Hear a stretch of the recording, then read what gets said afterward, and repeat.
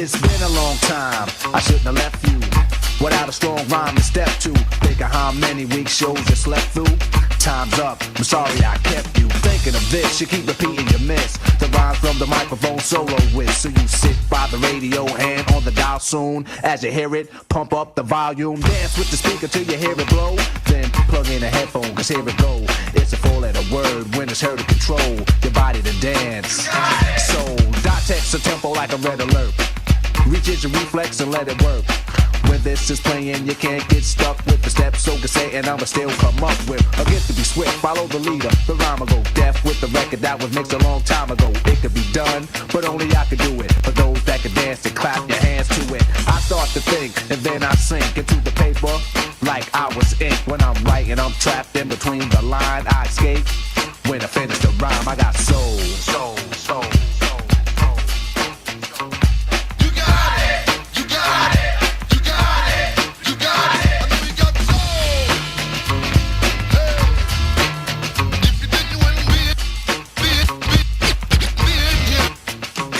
Your mic, the stage is empty.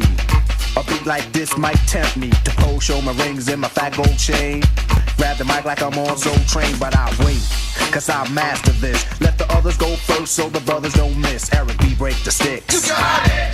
Rock him will begin when you make the mix. I'll experiment like a scientist. You wanna rhyme? You gotta sign my list. Cause I'm a manifest and bless the mic I'll hold. You want an X? Then you gotta have soul. Cause if you ain't got it, I'ma make an encore. Take the mic, make the people respond for the R. Cause that's the way it'll have to be. If you wanna get on after me, think about it. Wait, erase your rhyme, forget it. And don't waste your time. Cause I'll be in the crowd if you ain't controlling it. Drop the mic, you shouldn't be holding it. This is how it should be done. This style is identical to none. Some try to make it sound like this, but you're getting me. So upset that I'm wet cause you're sweating me. I drip steam like a microphone theme. Ego to MC is my theme. I get hype when I hear drum roll. Rock him is on the mic, and you know I got soul. Soul. You got it. You got it.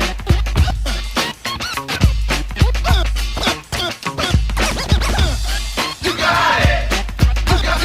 You got it. I got soul. That's why I came to teach those who can't say my name. First of all, I'm the soloist, the soul controller. Rock him, get stronger as I get older. Constant elevation, cause expansion. I write my rhymes while I cool in my mansion. They put it on tape and in the city I test it. Then on the radio, the R's requested. You listen to it, the concept might break you. Cause almost anyone can relate to whoever's out of hand. I'ma give them handles, light them up, blow them out like candles. Or should I just let them melt? To give them a hand so they can see how I felt. I'm not bold just cause I rock gold. Rock him is on the mic, and you know I got soul. Soul, soul, soul. You got it. You got it. You got it. You got it.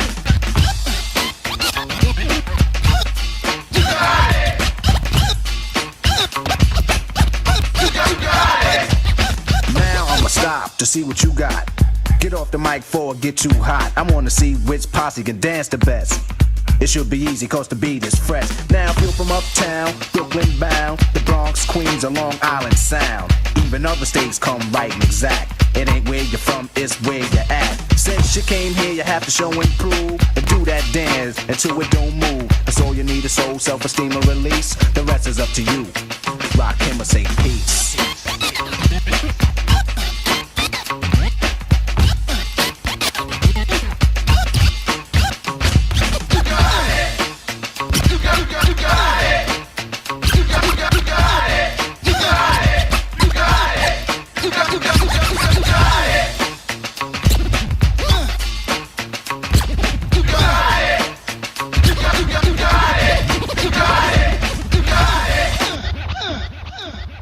What's good? Let's do a sound check. Let's do a mic check. Who with me real fast? Oh, Fridays are real slow for the Wyatt Live show. I understand. I know why. I wouldn't want to hear me on a Friday either. Let me know if you're here. I'm not gonna mess up the weekend. I promise you. I'm not gonna swell your nerves and make you mad at me. I might. I don't know. Not intentionally. You know the truth. You know, not intentionally. But who's with me today? It is Friday. I know some of us are working for Fridays. We can't wait for Friday to get here. Facebook is good. Thank you. Thank you, Edward. I call him Ed. Sorry. EB. Is that too close to EBT? You okay with me calling you EB? EB, that's dope. I love EB. Edward Bradley, what's good, brother? Stephen Speed, no, you're not here. No, you're not. What that button? Let me find out how I got to do that block shit. Stephen Speed, even though I'm going to kick you out today, I'm going to dedicate this. I got a couple mixed feelings on Stephen Speed today. All right, I got a couple mixed feelings. I'm actually tickled pink, happy, thrilled, cool, but at the same time, I think you a snitch. I think Stephen Speed is bad for business for me. I think you bad for business, and I think you know why, Stephen Speed. How could you sell me out like that, brother? Why would you not send me my the shit on me? Why wouldn't you send it to me in the DM or reach out to me personally, brother, before you go out putting it to the world about some shit that you got on me? I was curious, man. That's, to be honest with you, brother, that was some valuable information that you put out about me that you probably could have sold over here on this end, and I probably would have paid you for that, not to escape. Stephanie Hyde, what's good?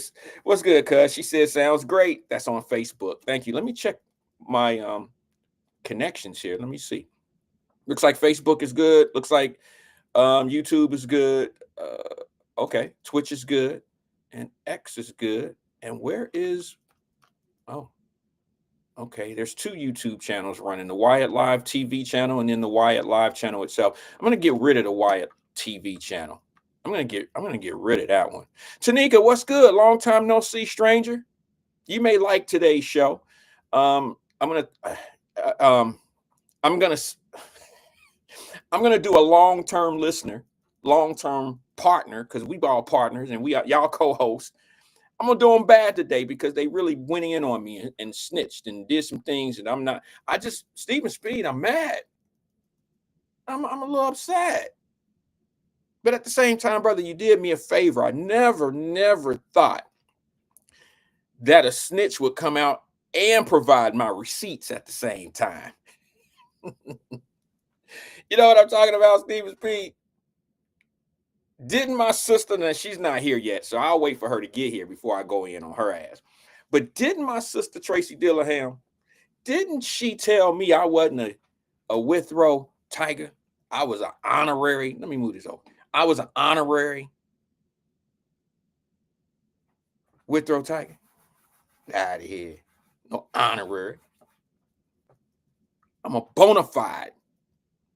Yeah, I'm mad. Stephen Speed, you mad, bro? Kinda. Because I had this persona to keep up over here, bro. I've been saying some things that you can't believe. You honestly can't believe when I say certain things about my age and shit. There go Tracy. She said, oh. She meant hi. Oh, there it is. There it is. That's what we used to say when we was ready to fight. You know that, TD. You know that. It's like there were certain words back in the day that you knew if somebody said that to you or if you said that to somebody, they were fighting words. I don't know. I think they still do stuff like that. But back in the days, there was just, you couldn't call a girl a hoe back in our day and she not fight you. They probably okay with calling each other hoes these days. Like, it's not a fighting word because they grew up they call each other bitch, like in a good thing, like in the songs. They call each other bitches and shit. And I'm like, wow. And that's a good thing. Where my bitch at? I'm like, wow. That's amazing to me.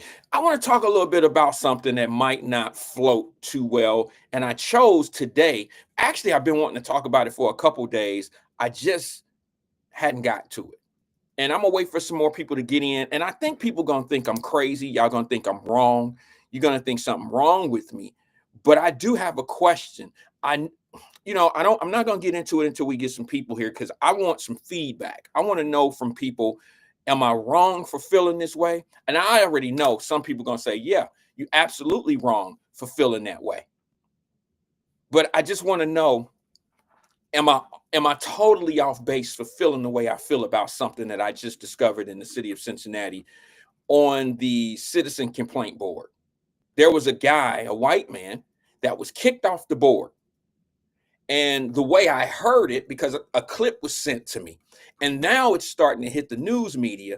They have some people that are talking about the instance that happened, and there's a clip. I think I might even have the clip of this particular individual who's on the board, the citizen review board, who's making some comments. Now, to me, quite frankly, I'm just going to be honest with you. You might not like this. I'll wait for some more people to get in before I start giving you my opinion. But the way I heard about it, it sounds like some white dude is on the board and he's using the F-bomb 17 times and he's blurting out the N-word, meaning he's using a racial slur. Okay. I don't know if it's me. Maybe it's me. Maybe because of how I'm about to explain my feelings about that, maybe I would be justifying some of the people that might want to call names and try to get you to distract from watching us, or to, that's my point. I told you he be with them. I told you he like. No, I'm just not easily influenced on some things sometimes, and I'm not easily moved in a direction that some people need you to go in to be on the team. I just don't do shit like that. I think I'm an independent thinker, and I think that when things are going in a certain direction of influence, there's usually agendas there. Usually the path of an agenda, you can tell by the players involved what's going to happen and what they're working towards, and who the players truly are, and who's in control. Who's in control? Just because you have the title of the boss or the supervisor, that don't mean you in charge. Have you ever worked in a place where the supervisor is soft? The supervisor is super soft, and they allow the staff to dictate what happens, and the supervisor has no business in that role, and they allow certain manipulative moves from the staff to dictate how the day gonna go, or who gonna do what on what shift, or who's gonna do what. You know what I'm saying? Like, they really controlling the supervisor. They manipulating the supervisor, and they allow this person, the supervisor, allows them to say things and do things that persuades their decision making. That's a bad leader. That's a horrible leader. A leader is not, in most cases, I know this is going to be probably off the charts for some people, but most leaders aren't liked. They're not loved. Being a leader is a very hard thing to do. And I'll tell you one thing, anybody that's loved by everybody, that's a hard find. You know what I'm saying? That's a hard find. I don't know anybody that's loved by anybody. You could be Joe Burrow, the quarterback for the Cincinnati Bengals, who has a huge fan base. There are some Bengal fans that probably don't care for Joe Burrow, don't care for Jamar Chase, don't care for T. Higgins, and these are some of the best players on the team. All right? There's some people that don't like the supervisor at work, and that supervisor is probably the best supervisor that's been on that job for 20 years. They just don't like them. But when I watch, hold on, let me see something. Let me see if I can get this thing to go away. Let me see if I can get this to move. There we go.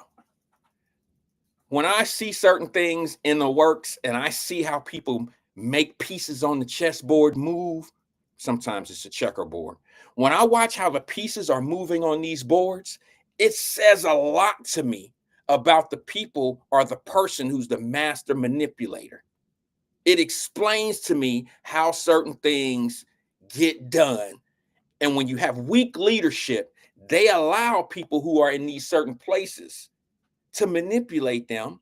And if they don't do what the manipulator says, then nobody gonna like you. You won't get reelected. You won't get this job. We won't vote you as the union president. Some people take full advantage of that you for the people. Like you're the president of our union.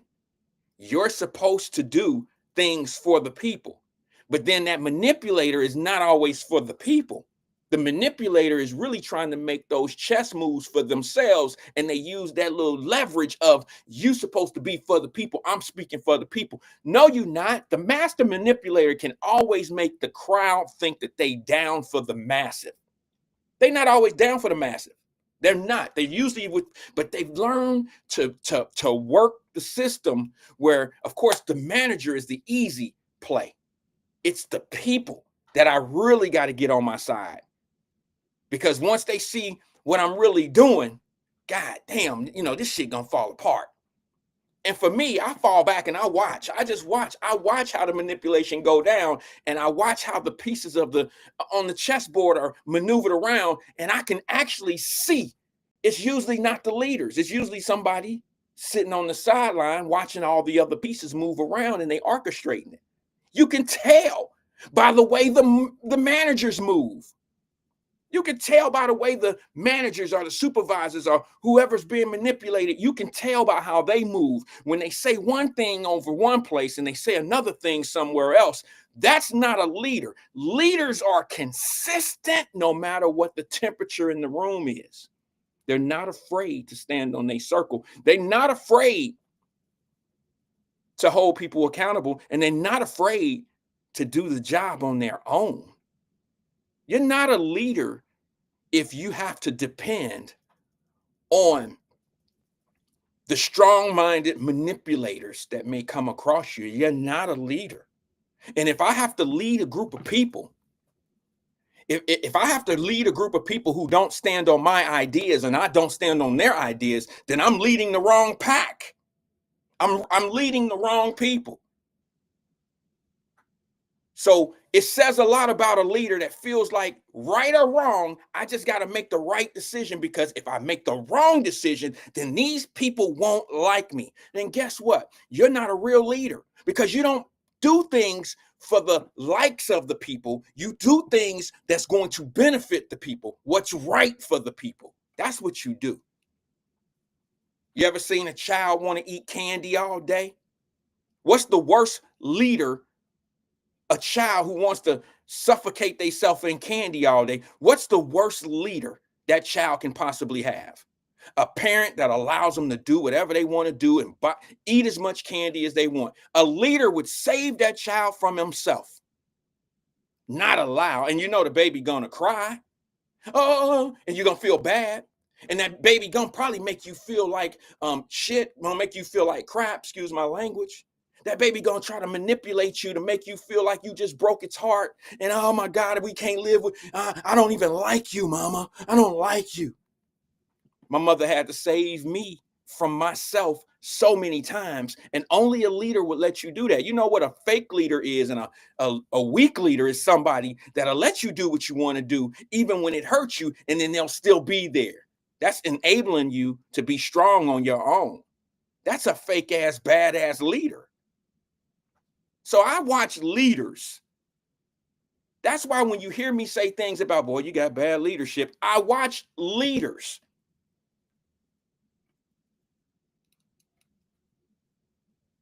I don't care if people like what I say about leadership or not. I know what it is to be a real leader. That's why half the motherfuckers don't like me. Because we talk leadership over here. Did you see the clips that I put in Wyatt Live Messenger group over the few days, last night, maybe this morning as well? And the little young guy who created the YouTube channel, and he runs around different places and he's talking to multimillionaires. Some of them are billionaires. And these are common everyday folk. They used to be. But you ever notice the ones that I put in there are always the ones that started from the ground, started from the mud.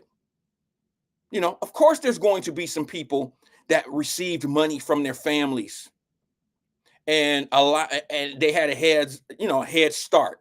But you know what most successful multimillionaires are doing these days? They're self-made. Most of them are self-made because of the tech field, because of the jobs that people never thought that would be there. they create their wealth and let me back up. They create their position of wealth for the need that no one else can see is needed. Those are the clips that I put in Wyatt Live Messenger group, because there's a group of people out here that want you to believe that rich people are bad. Oh my God, there's Tara. Tara, you need to go back and watch yesterday's show, sis. I don't know if you watched it or not, but I know who you are. Today is going to be Throwback Friday. I'm going to do some throwback stuff today as well. Tara, I might, since you're here for a minute, I might discuss how I know you. But you really need to watch yesterday's conversation, because I do know who you are. I know who you are. And yeah, we'll have that conversation later. And anyway, what was I saying? Oh, leaders. That's why you see and hear me not necessarily attack, but I hold leaders accountable.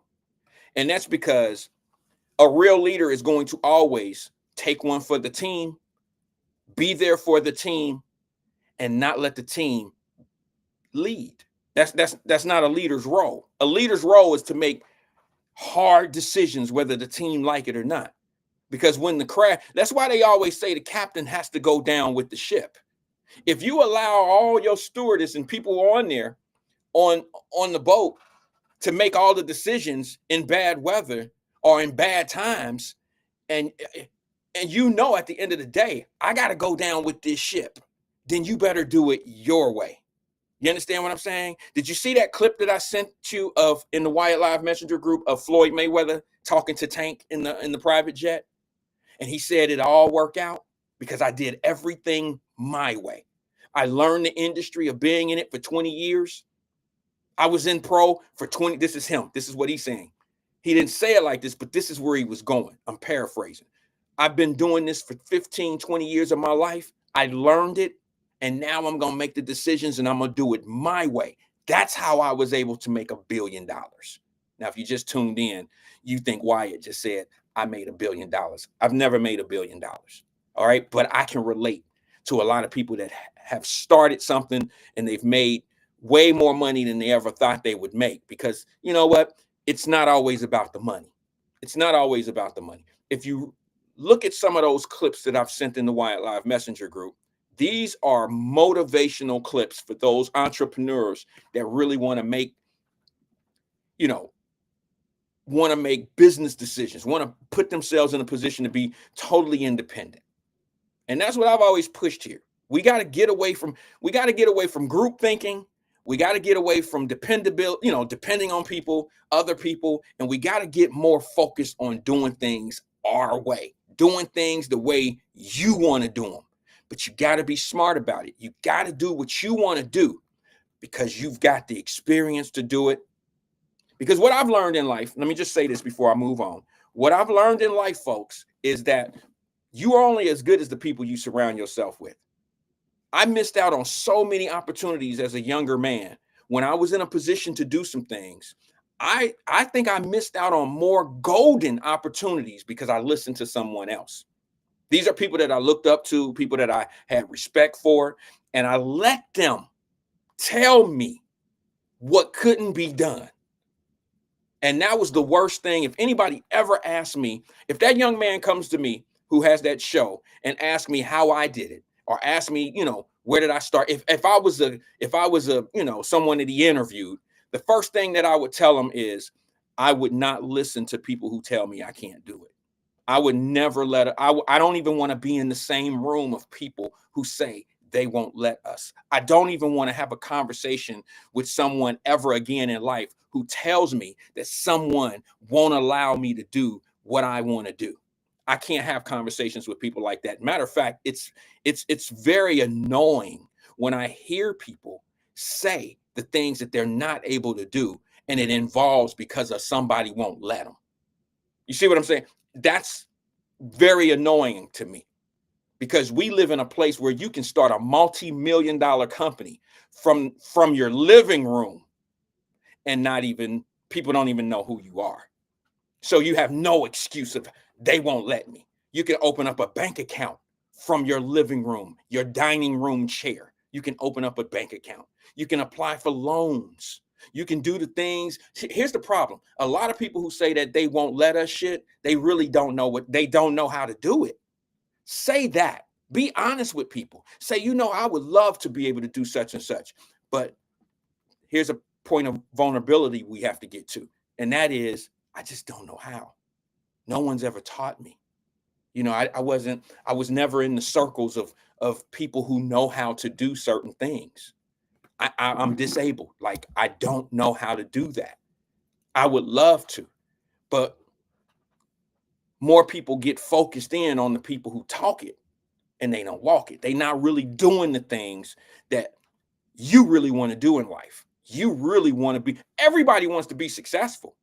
Everybody, and see, let's guide what success is. Success is not the same for everybody. Some people want to be rich, and that's their way of falling for being successful. Some people just want to be good enough to get by, and that's their successful. And then there's some people that's like, look, I'm good. I want to make sure other people are good. And when they make other people whole and they make other people good, that's their success. I did it. You did it. But in their mind, I did it. I helped somebody. Here's the problem. We all tend to look at each other like success means the same thing to each individual, and it doesn't. Some would say, let me just back up a little bit on that point. If I was to be interviewed by that young man, the first thing I would say is, his questions are always like, can you tell people how you did it? I would have to say to them, my question would be, the first thing I would do is I would clear the room and I would hit a reset on the people around me. I would clear the room and reset who I put around me. Because when you have people around you who think that you can't be successful at something, it's generally from two different points of views, from their point of view. It's usually because they don't think that you can do it, because they don't think highly of you. They don't think that you're capable, or they think that you can't do it because they can't do it. They couldn't do it. 9 times out of 10, they never even tried. They're just caught up in those. They've been listening to people their whole life about what they couldn't do, and they adapted that mentality of what they couldn't do. See what I'm saying? Like, if my Uncle Earl was the shit, he hit harder than everybody, man. He used to run the yard in the joint, and he used to be the big guy in the community. Everybody looked up to Uncle Earl and shit. If he can't be a world champion, there ain't no way I'm gonna be world champion. I can't live up to what Uncle Earl was. Uncle Earl ain't you. You're not Uncle Earl. So to all my entrepreneurs, I was going to say what I normally call it, but I'm not. All my entrepreneurs, grind. Do it your way. Maybe your way is not the right way. You'll find out. But when you fail, you'll look at yourself and say, hey, I tried.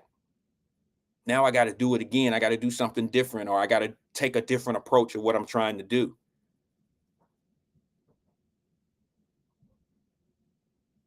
Pay attention who tell you what you can and what you cannot do.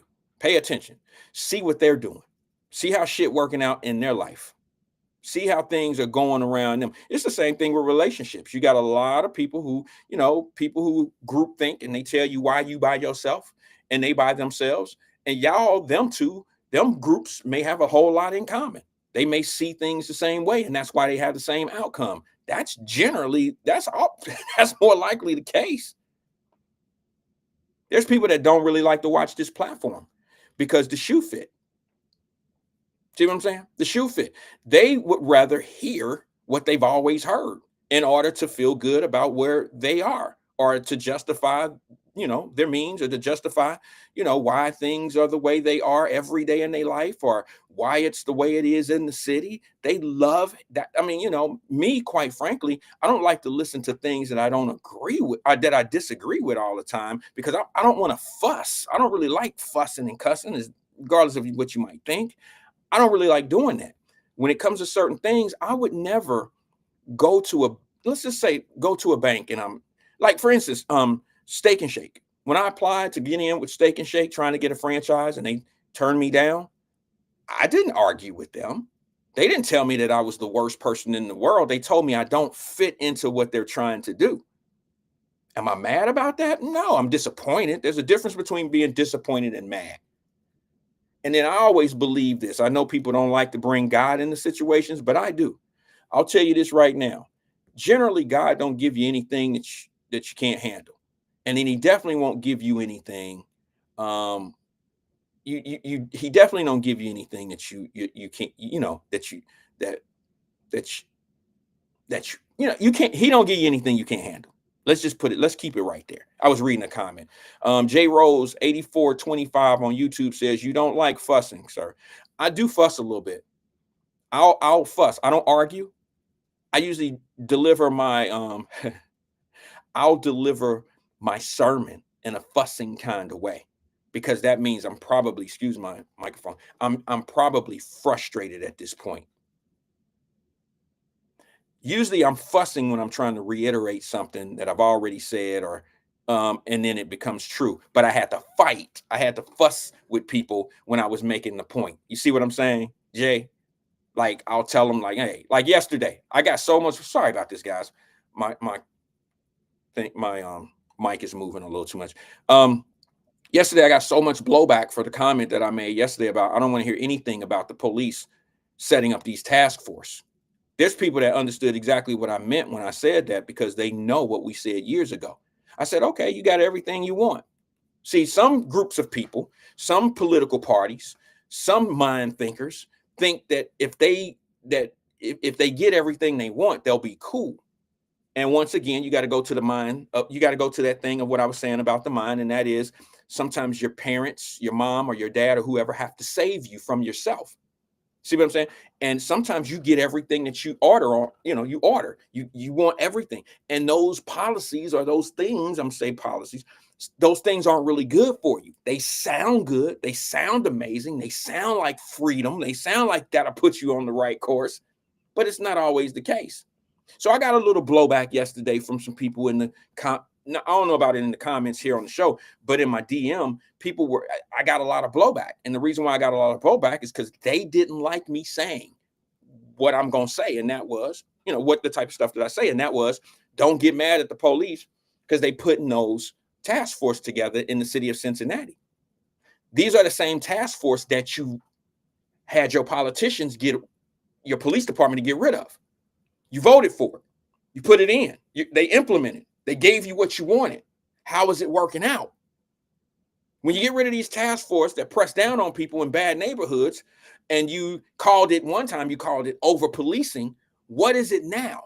Is it going to go back to being over policed when statistics show, the data shows that when you reduce the force somewhere, reduce the policing, that those areas become bad? I mean, explain to me your logic of how it's been working for you. Why is it necessary to get special units out there now? I bet you won't get no community people get together and put on no blue shirts and walk out there with flashlights. We living in a different day. You can't go out there singing no songs, boy. They will wear your ass out. Go down and over the Rhine with some blue t-shirts on and put Citizens Patrol on the t-shirts and see what happened to some of them people. Watch what happened. All them pit bulls and shit down there. They'll be running them people right out of the neighborhood. You ain't about to F up nobody money down there like you could back in the day, because they don't have respect for grannies. They don't have respect for the same people like we used to. It'll be a different day.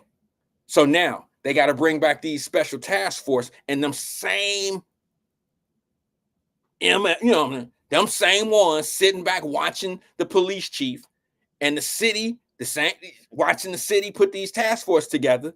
And what do you have to say about that? Oh, we don't need that many police officers. We can police ourselves. Okay, well, get at it then.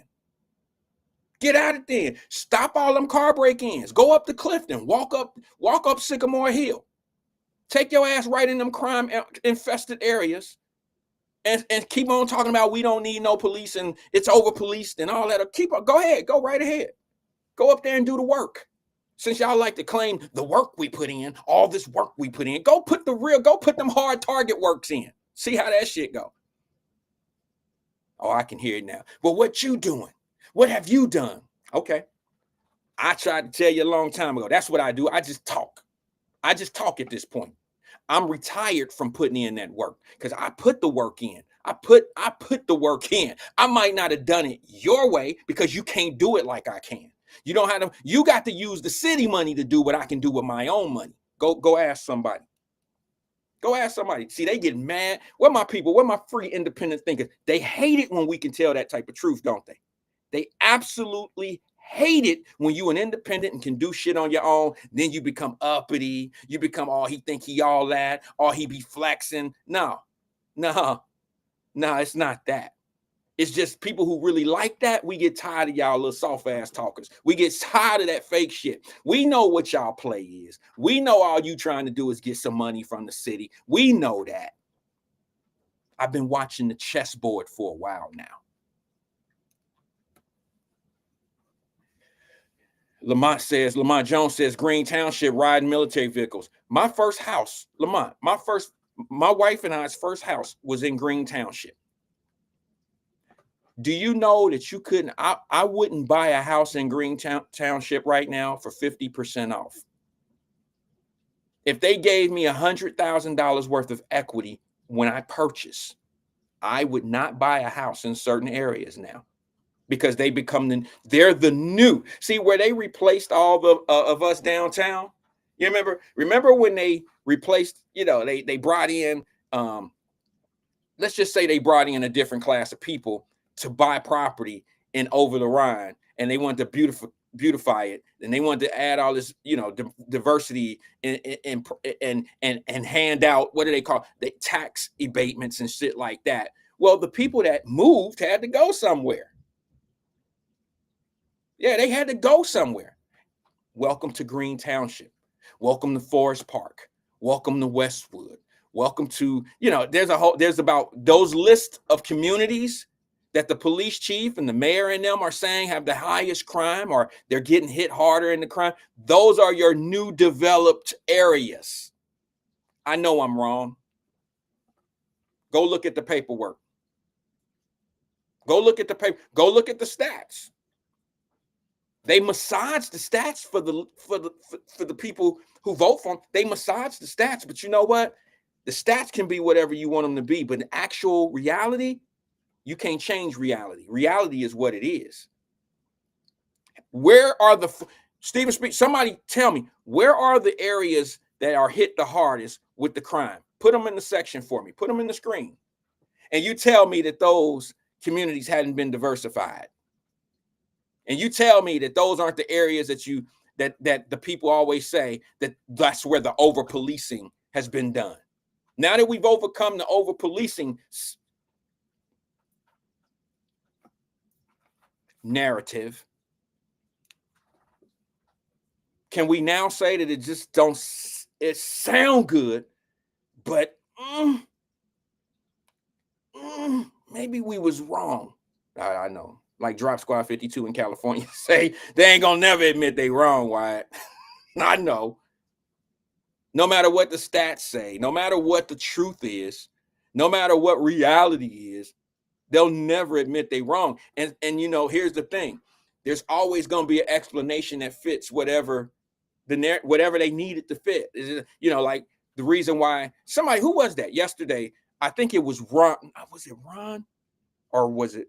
I can't remember. If you're here today and if you're on the program and you made this comment, I'm paraphrasing what you said. I think it was Ron.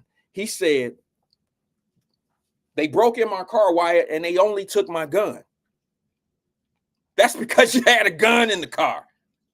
Yeah, I'm not saying that they're not looking for guns, but it's ridiculous to think that if they hit a car and it don't have a gun in it, that they not gonna take the cash or whatever's in there, the cell phone charger or a cell phone, whatever they can get some money for. It's ridiculous to think that they just gonna overdo that. I think it was Ron, I'm not quite sure, but Ron, think about it. You not in a position to say, well, my car got broken into and they didn't take anything. Because logically, if they had if you had a gun in the car, maybe that was enough for them. And here's the thing, once you see a gun in the car, please, as a criminal, please, you don't want to sit there in a car that has a gun and you're stealing it. You don't have time to take anything else. I got the most valuable thing in the car. Unless I'm gonna find $400 or $500 in the car, that's unlikely. So when you start saying, if you start seeing situations like, okay, look, I didn't have a gun in my car, and they broke in my car and didn't take anything. Now you got an argument. But generally speaking, in most cases, and I know people are gonna be like, nah, that ain't true, Wyatt, that ain't true. If somebody break in your car, they taking something. They're taking something. Now, if you have a car, like a drug dealer looking car, because there are certain stereotypes of what cars, certain people will hit certain cars looking for certain things. If they see a nice little Land Rover or something, Range Rover sitting there and it's tinted up windows. I had a friend of mine, her car got broken into at a restaurant because it looked like I ain't trying to be funny, sis, but it looked like some dope man shit to me. You know what I'm saying? You didn't ran into some money. You didn't work your whole way. You work hard, and you got a car that's not a showroom car anymore. You didn't tinted the windows. You got the motherfucking nice wheels on the car. I ain't hating. I'm just saying it looked like you might have something in there that somebody might want.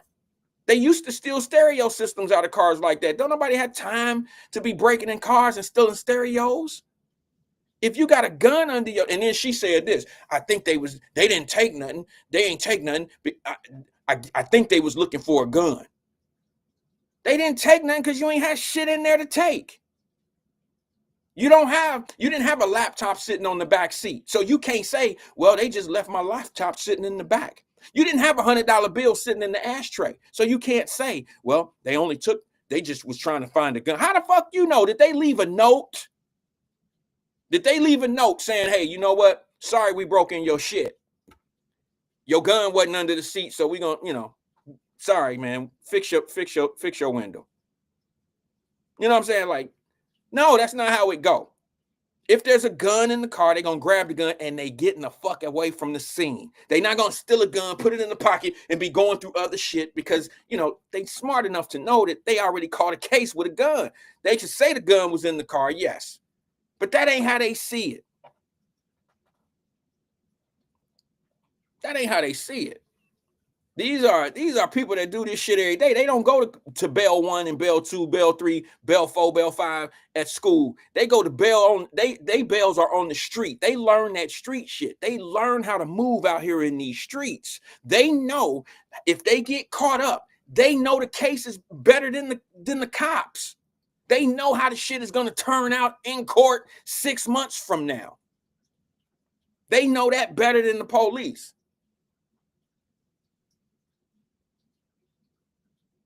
Unfortunately, you got leaders that ain't in these streets. You got leaders that just don't understand how shit go. You got leaders that are being manipulated. You got leaders that are being driven by certain types of people who are trying to move shit out here and do for self. Put up programs so they can get paid and shit like that. I'm sorry. It's just crazy to me.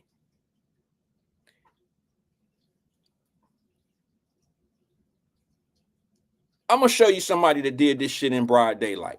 I told y'all yesterday, Stephen Speed, you might have got lucky. There's some people on here right now that I really want to talk to about these things that we hear on all these different platforms and stuff. And I really was about to say, I was going to go into some other little stuff, but I really want to take this time because I'm on a short day today. I want to take this time to hit on real issues. I was going to get on Stephen Speed for doing what he did to me with his snitching ass. But you might have got away with this one, Steven Speed. Remember yesterday I said, well, let me just say this. Anybody know what the TDAs are? Anybody know? Anybody in here? Now, if you don't know, that's cool. This is not no shame if you don't know. Anybody know what the gang TDAs are? Anybody ever heard of them? Nah, they ain't gonna talk about this shit on. They don't tell you these type of things on the radio. Okay, they don't tell you these type of things.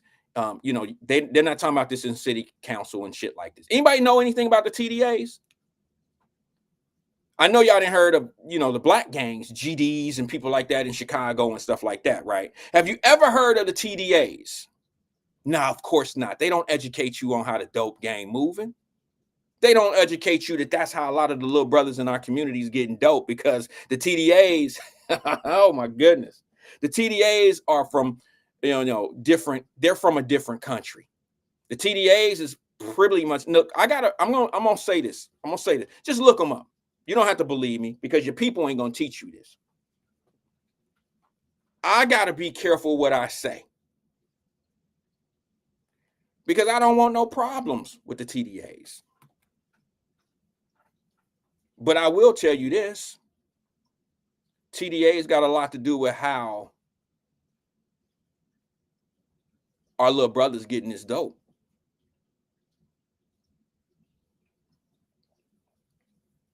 Yeah, Tara, that's where they from. That's exactly where they're from.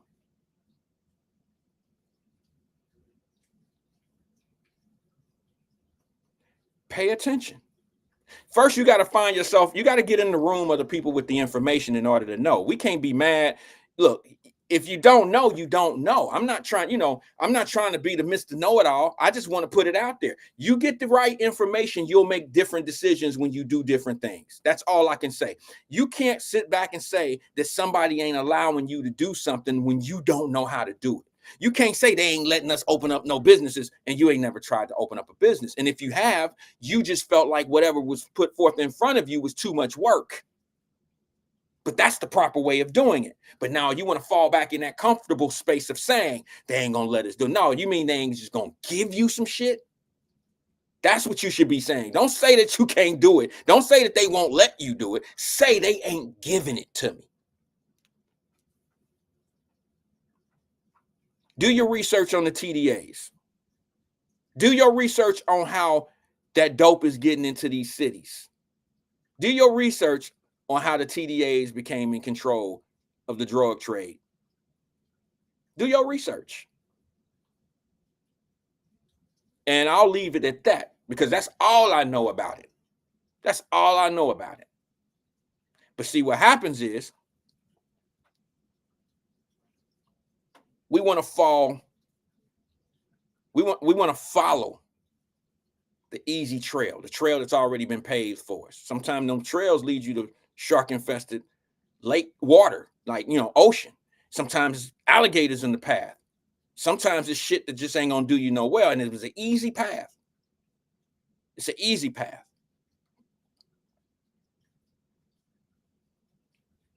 You can't always follow the trails of the people before us. Some of those paths run down dead ends. Some of these conversations and some of these reason whys fall down dead ends. I know this is why they don't come here. It's a different type of conversation. It's a pay attention to us. Don't pay attention to them. Don't pay attention. That motherfucker don't know what he talking about. And some people will continuously follow the path of nowhere just to be somewhere. Think about that shit. Think about how strong manipulation is. Think about how powerful wanting to be part of something is. Think about that shit. That's crazy to me. I just don't get it. It blows my mind. And I don't think that I'm better than anybody, especially if I'm not talking down. Correct me if I'm wrong, put it in the screen. Wyatt, stop talking down to people. That's how it started. All this shit of telling them, don't listen to him, don't go here, let's start a program at the same time as his, as if there's not listen, this is how I look at shit. Let me be honest with you and say this. There's 24 hours in a day. And you think a start time of my show, you gonna stop me or slow me down from doing what I want to do? I got 23 more hours to choose from. You know what I'm saying? I'm the type of individual, I could do a show at, I know better, but I could do a show at 3 o'clock in the morning if I want to. I could do a show at 5 or 6 o'clock, 7 o'clock, 8 o'clock, a rock if I want to. See, that's how I see the world. People think that they slowing you down by doing things in the same time frame or talking bad about you. All you got to do as an individual is do enough good in this world and let the people who talk bad about you continue to talk bad about you, because they talking bad about you to people that don't really want to like you anyway. So have at it. I've been called fake by these guys. I've been called a bunch of shit. But here's what I tell you I can do that they can't do. I'm independent. None of them that talk bad about me can do what I do. I just put it out there. Go get your favorite hero. Go get your favorite hero and see how far they can go. No, J. Rose said, did someone do something to you? No, nobody has to do anything to me.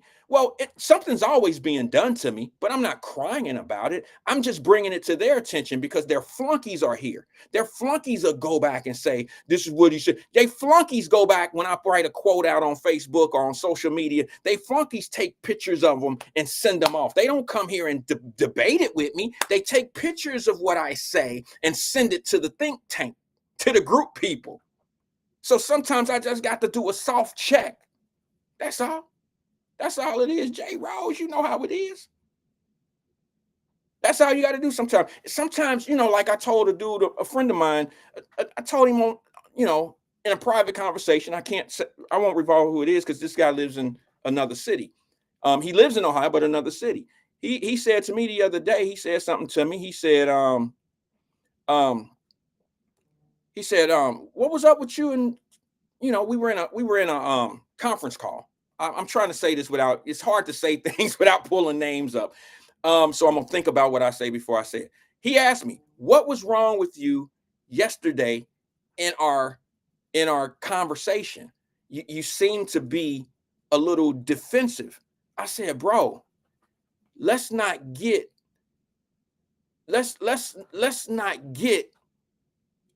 sticking up for yourself confused with being defensive. Because what happens is, look, somebody will say something disrespectful to you, slide it in real slick and easy, and they think you missed it. And you'll be like, okay, I'll let it slide. I ain't say shit. But then they got comfortable with the slide and said some heavier shit. You see what I'm saying? Said something a little bit heavier in a disrespectful kind of way. Now, I'm not being defensive. I'm being, you see what I'm saying? I'm basically saying, hey, look, you got the wrong one, bro. You can't just say anything and I'm not going to defend myself. Yeah, you got to defend your position. You got to defend who you are, because look, some of us, I don't know about you, but a lot of us that I know, that I grew up with, we grew up in a direction of this.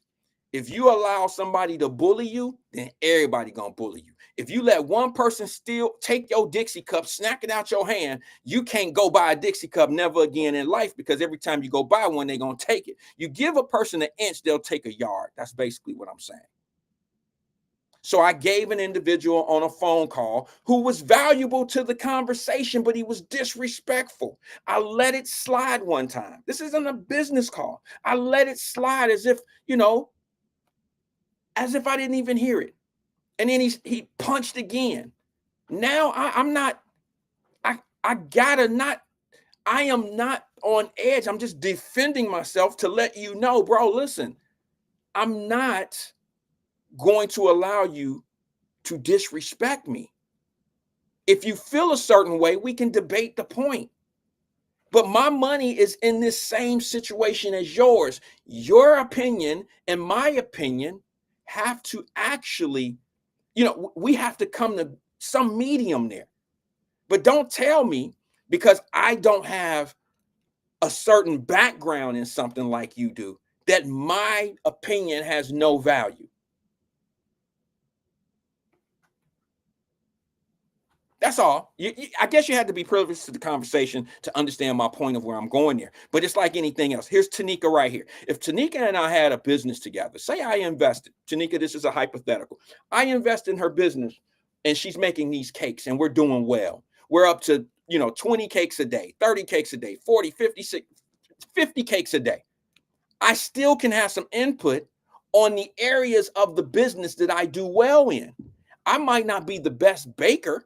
I might not be able to know what time we need to pull the cakes out of the oven to make them as great as they taste that way she make them. However, I might have something to say about our expenses of the business. Why are we spending money on this? Why are we doing that? And your response to me, Tanika, is something disrespectful. And I let it ride. And then you come back with another disrespectful thing. Now, y'all know Tanika ain't built like that. That's not, I'm just using this as an example. I'm just saying, you can't let people just say anything. You can let them say what they want to say. But when it's said to influence the room, then you have to step up or people will step on you. And that's why, J. Rose, I got a little long in it. He said, did someone do something to me? No, people been doing stuff to me for a long time, especially away from the show and saying things about me and saying things about what we doing. And you know what I'm saying? And I never said anything. I let it ride. I don't care what they say because they don't move me. But when you try to influence other people, then guess what my move is now, J. Rose? My move now is to say, well, I'm going to remind you of the things that I said when you was being slick, when you were being crazy, when you were, trying to influence the room about me. I have to remind you. Sometimes it is very tough.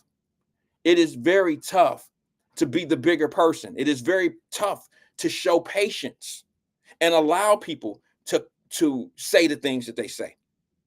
But if you've been doing it long enough, you know to fall back sometimes and just let it develop into what it needs to develop into. And then the truth will speak for itself. You don't have to convince anybody of anything. And that's why I've always hit the reset in my rooms. I don't surround myself with people, and that includes here. I'll ignore you. If once something is proven, you still want to rebuttal, you got a rebuttal, and you still want to beat a dead horse because your point is finished. Your point is finished. How you view this subject is finished. It's been proven that the way you see this is wrong. I let the truth prove it to you. But if you can't handle that truth, if you can't believe the truth is the truth, then we have no business having conversations with one another. That's just how I see it. That's that, J. Rose.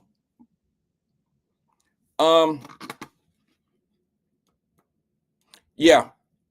I'm sorry, screen moved on me. It was Michelle Hardy. What's up, sis? She says, hold on, Tanika, let me get this one in because it's very short. She says, I get that, Wyatt. It depends on the situation. Absolutely. Absolutely. I treat all the situations pretty much the same, to be honest with you, Tanika. But I'll allow certain things to expand a little further than others because, all conflict is not necessary. Most conflict is not necessary. Things usually work itself out. People work themselves out. Just pay attention. Whenever you see someone that acts just like somebody else, I generally or repeat, like when you see people who say the same stuff, you usually can tell who the leaders are and who the followers are, because if they say it verbatim, if they say it exactly the way they just regurgitating shit, then I have a very different feel for people that just say things just like the last guy, the last person, the last girl, whoever. I generally think not that they're being influenced, but I think that people who have their own opinion usually express things in their own kind of way. If you hate Roz, okay, you better explain how you hate Roz your own way. If you hate Roz and you hate Roz the same way Michelle Hardy hate Roz, I'm just saying, this is hypothetical.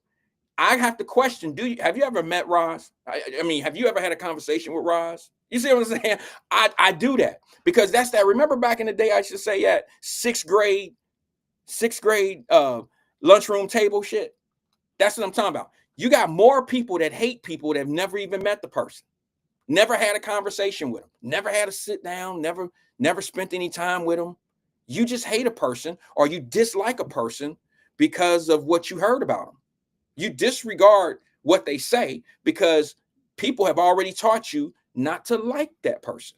So not only are you, it's like you don't even hear what they're saying. All you hear is blah, blah, blah, blah, blah. Those are those master manipulators once again. You can pull their ass out of a burning building and they still won't like you. They still won't like you. Remember that episode of the Jeffersons? I think I've said this example before. Remember the Jeffersons when George was trying to be on this board? He was trying to get in with these businessmen and he wanted to be part of this team. And the head guy didn't like him. The white guy and his son didn't like George because he was black. And the guy ended up being like the head of the Ku Klux Klan, or he was part of this. You know, George Jefferson thought he was going to a board meeting or a group meeting of guys, of these business owners. And George sat in there. And the guy who was at the head was the guy who was going to make this decision if George could be part of their group or not. And George sat in there and it turned out to be like a Klan rally or some shit like that on the Jeffersons. He was sitting in there and the guy who was the grand wizard had a heart attack, fell down, fell out, and George Jefferson didn't realize what the room he was in. He didn't realize the room, okay? He went up there and saved the man's life, did mouth to mouth, gave him chest, did his chest, did the whole, brought him back to life. And the white dude looked up at George and he looked at his son and he said, "What happened?" And the son said, "Mr. Jefferson brought you to life, Dad. He brought you back." And the white dude said, "He brought me back to life?" Son said, "Yeah, Dad, he did." What did the man say to his son? "You should have let me die." That man he don't even know George Jefferson, but he didn't like George because George was black. So he prejudged him as being ain't shit and this and that. And I know some of y'all love this because you think that's the way it is today, but I'm just saying, that's how we have each other. I got people out here right now that I have never done anything to them. Never. But they got my name in their mouth to y'all prominent leaders that he ain't shit. They want them people to think I'm not any good because they want them to think bad about me before having a conversation with me. These are people that you hear their names out there. So Jay Rose, when you say, "What happened? Did somebody do you bad?" Bro, I've been doing this for 5 years. And before I was doing this, people were already saying things bad. But that's just what Granny always told me. People are going to say bad things about you no matter what you're doing in life. You could save the world. You could create a cure for cancer. Somebody gonna say, "Well, damn, it took him long enough. What the hell took him so long? I lost my grandmama and my mama to cancer. What the hell he been doing for the last 13 years? He could have been had this cure going." Come on now. You're never gonna please everyone. Never.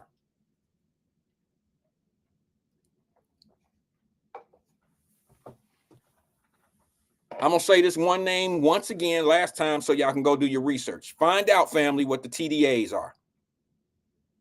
Okay? They play a huge part in how things are moving in certain communities.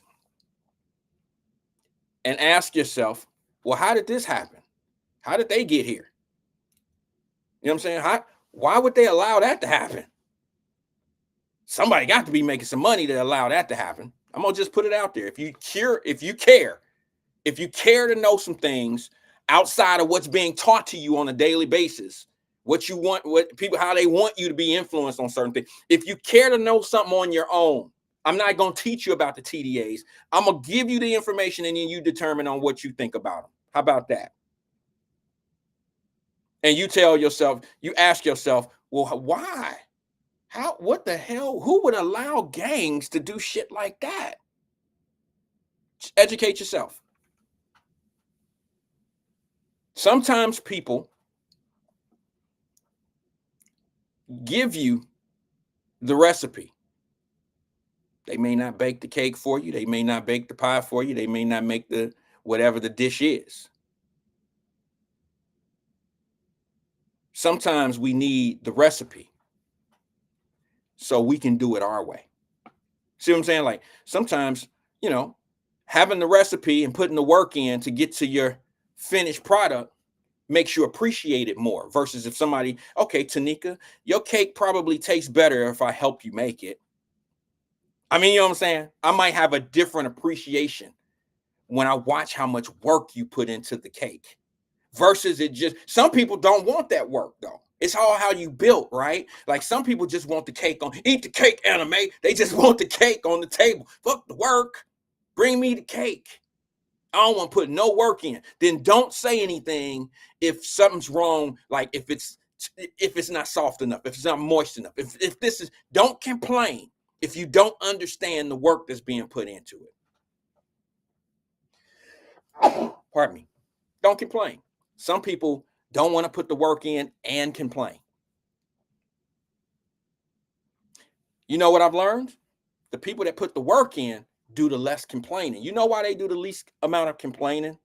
Because there's somewhere in that recipe and putting in the ingredients and stuff, they know the problems that you run into while putting this dish together. They know the you know, they know the different things that can happen.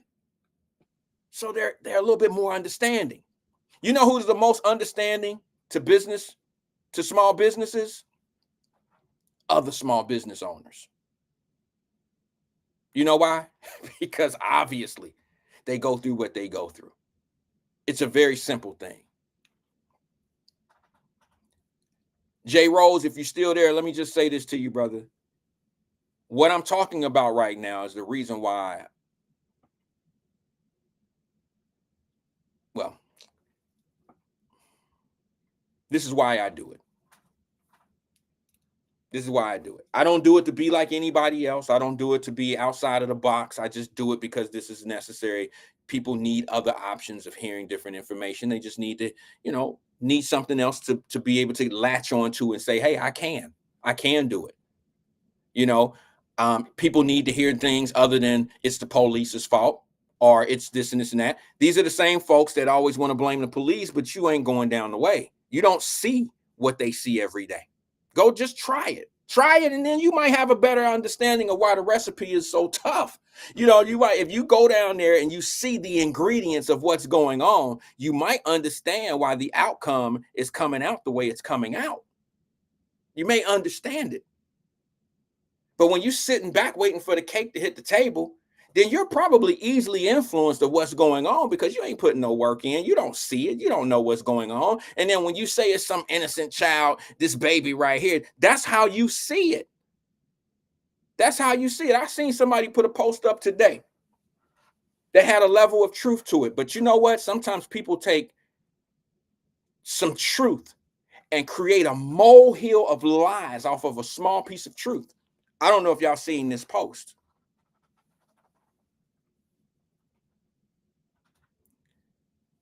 Someone, I'm paraphrasing because I don't know exactly how it went, but some of y'all may have seen it, so you'll know what I'm talking about.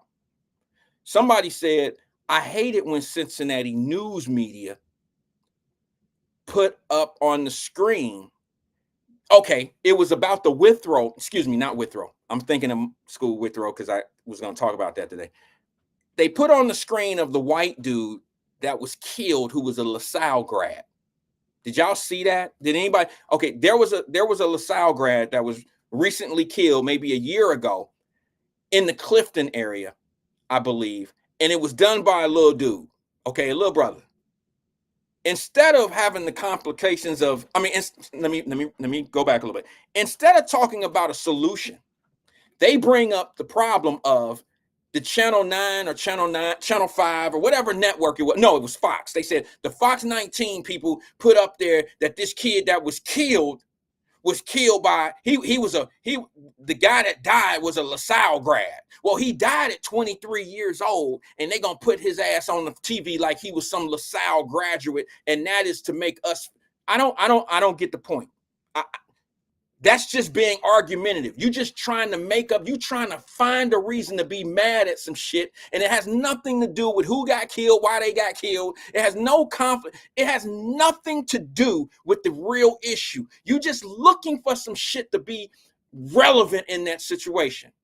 So let's just be clear. Are you telling me that when black kids commit crimes, that they try to make it seem more aggressive, what are you saying? Somebody help me. I don't get it. Because they said that this was a LaSalle high school grad and he was 22 or 23 years old when it happened, that they just trying to make it seem like that a high school student died, that this black kid killed a kid from no, I don't know if that's the case, but I tell you what it sounds like to me. Maybe it is the case. I don't want to discredit it. Maybe it is, but let's not act like it don't happen the other way around. Have you seen just recently kids out here running around with guns? They out here looking street, and then when they put them on the news, or when they put them out here, or when they hit social media, what picture do they put up? They don't put the recent gangster ass Facebook picture or social. No, they put the 6th grade. He was an All-American football player in the 6th grade picture. That happens all the time. The other side do the same shit. Both sides do it to one another. It's a moot point to even argue. It's ridiculous to even be arguing that. Telling me you don't see that. What did they do to the little kid, the little boy out in Texas, who just got indicted for killing the twin brother, the white dude? Okay, that's the only way some people understand these conversations. The white dude and the black dude, the white dude, the black dude, the white dude did the black dude like this, the black dude did the white dude. Carmelo Anthony with a K.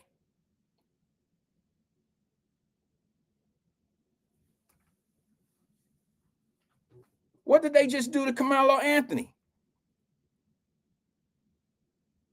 All I'm saying to you is both sides do it. Stop, cut it out. Let's try to solve the issue. Let's try to solve the problem. Let's do the conflict resolution from the base part.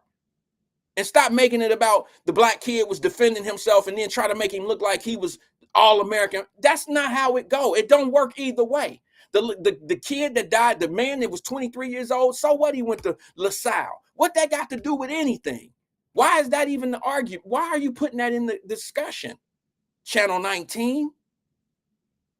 Why are we so? Do you understand there are people put in place to divide us on purpose? And these are the small things they need to make such a large molehill. And these are the people who are in place to keep things the way they are.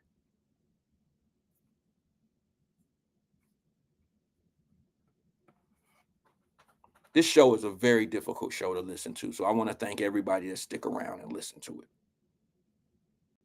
It's a hard show to listen to. You got somebody, like, I was going to say this yesterday, but I said we would talk about it today. Yesterday, I said Roland Martin had the nerve. Now, let me just say this about Roland Martin. I know what Roland Martin is. Roland Martin is doing what's best for Roland Martin. He's not doing what's best for the community and all that old shit. He gets a lot of love from the community because he say all the right things. But I do challenge some of the things that he says in probability, which means how probable is something like that to really happen the way that you just said it. You know what I'm saying? But here's what I say. Roland Martin was so arrogant the other day. He put a video out. Let me see if I can find it. He put a video out. I'm searching as I look for it. He put, let me see. Let me see if I can find it. The video will speak for itself, okay? Let me see if I can find that video. Roland Martin put a video out that said, of all things, that the black church has sold us out. So a lot of y'all are Hold on, asking, what am let me cue it up, okay? Roland Martin put a video out that said that the black church has sold us out.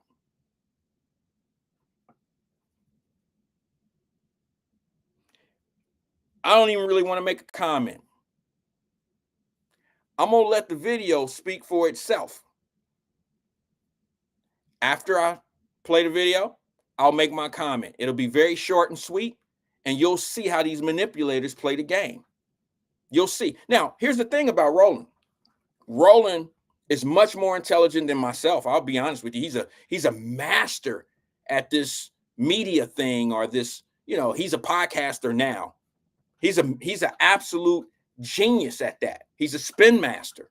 Okay. He knows how to, it's always, and no offense to you guys who are this, but it's always those dudes from the suburbs that always talk about inequities and shit like that. Never lived in the conditions, don't know why people make the choices they make. He just always has this, he has a solution based on information that he gathers that make it look like that's what influenced people to make their decisions.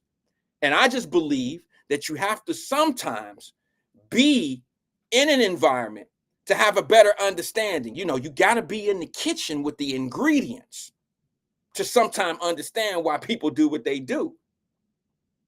It ain't always just black and white. And I don't mean that in people, I mean in reference. It's not always just cut, dry, black and white. There's always different reasons why people make decisions. It's never just based on what Roland Martin is, how he brings it. He think that there's a level of oppression that decides, decision making on everything. And it's not, because there are well-do kids or kids whose parents do pretty good, and those same kids make bad decisions too. So if it was about oppression leading to all these bad decisions, that logic don't matter. It don't math for me, because these kids that have everything handed to them, or have parents that allow them to be all they can be, they make bad decisions too that lead them to jail, that make them have a bunch of kids. So it's not cut and dry. But I'm glad more people are starting to step up and say something. I used to think I was on Pluto. Sometimes I used to think I was on an island or a freaking planet all by myself. And I sound like a hater, because I'd like, whoa, my spider senses is tingling. Why is this dude? And then I find out he want to sue corporations. He's involved in suing corporations because corporations don't want to advertise with black media. Bro, we got enough black people that can advertise on black media. McDonald's don't need to advertise with you if black people are in line at McDonald's all day. You mad at some shit and you making up a reason for everybody else to be mad. And I know there's other guys, and there's guys that I know who are structurally trying to set their programs up. Here's what I respect about Emmanuel Livingston. Him and I got a lot in common other than our ideas. Okay. We can discuss whatever we discuss. And at the end of the day, it's like that. We agree to disagree. But what he does, I think he has the same principles as I have as far as dealing with certain things. Now, the principles is one thing, okay? That's how you see things, how you handle them, okay? But there's a reason why people don't want to go on this show. There's a reason why politicians probably don't want him to say shit to them. There's a reason why you never hear him pumping his program to the point of trying to get advertisers or hang around the right circles in order to be in the in club. See, I respect how people move, not always how they say shit and what they say. I respect the fact that this dude is not doing what he's doing for a come up financially, and he's selling. I don't think that he's selling us out to profit, because him and I know how much money is into this shit. So I got to respect the man that move like I move. We might not say the same thing. We may not even agree on the same thing, but we move in the same way. I got to respect that. That's just how I am as a man. But When I see people who out here moving for their benefit financially, you got the Roland Martins, you got some of the other black guys that have these programs, and they are trying to move their programs in a financial way, and they will sell us out. And here's what I got a problem with Roland Martin. Roland Martin is trying to put himself in a position where he can get some free ass money. That's what he's trying to do, attach himself to lawsuits because white corporations don't want to advertise with black media. They got black people as customers already. And if they don't want to advertise with us or with you, then why don't you just form a company or a business where you can steal the business of those big companies? Create a motherfucking Roland Martin hamburger or something, or get you a cake company, whatever you can interfere. Since you so afraid of them spending their money, we spending our money with these folks and they not spending our money back with us, get yourself in the direction of those black dollars then. See, because what happens is this, fam, I'm going to be honest, I'm going to tell it to you the real way. The reason why we have the hardest time getting black dollar is not because we don't have black businesses. It's because black people don't support black businesses. And just because I said black people, I'm not trying to say every black person. There are some black people that consciously, that do it on purpose, will go out of their way to go spend their money with black folks. I understand that. But the overall, black people don't support black people in business. That's what it is. It ain't got nothing to do with where you advertise. You can advertise your money, your business on black radio. They'll drive past your business and 3 other black businesses to go get it at Chunny Chong because they $3 cheaper. We're not conscious enough to pay more because we buy at a higher rate. Those big companies buy at wholesale anywhere from 15 to 20% less than us. And when we have to pass that price over to our customer, our consumer, they think because you got a nice Lexus sitting out front that you're getting over on them. Too much envy. See what I'm saying? They think, and it's not smart. It's not smart to be an upstart. And you sitting in there and you got all the night, you got your Gucci bag on across your waist, working in your job, doing all that. You know what I'm saying? Got your Gucci bag on and you got your nails done, the hair all laid and all this. Look like you working. Look like this shit, like you need your customer that come in. Thank you, girl. Today is a good day. Thank you. Look appreciative of your customers, your clients. Because if your price is higher, they thinking that they just did your hair. They thinking that they put them rims on their Lexus out front. That's the mentality. I'm sorry, it is what it is. Some black businesses will run out of chicken on a Tuesday and people will be mad. I ain't fucking with them no more. Kentucky Fried Chicken just ran out of wings on Tuesday as well. Oh, y'all truck ain't show up? Damn, that's fucked up. I'll be back next Tuesday on the discount wings. See how it's like that. It's really like that. That has nothing to do with who's advertising with who. First, fix the mentality of love. We got to love each other first. We got to be in a position to say, I accept your flaws. I accept that. Okay? Here's what we got to do. If I'm going to be a good client to you, you have to be an extraordinary business individual for me. You have to go out of your way and you have to do the same things that the other companies are doing.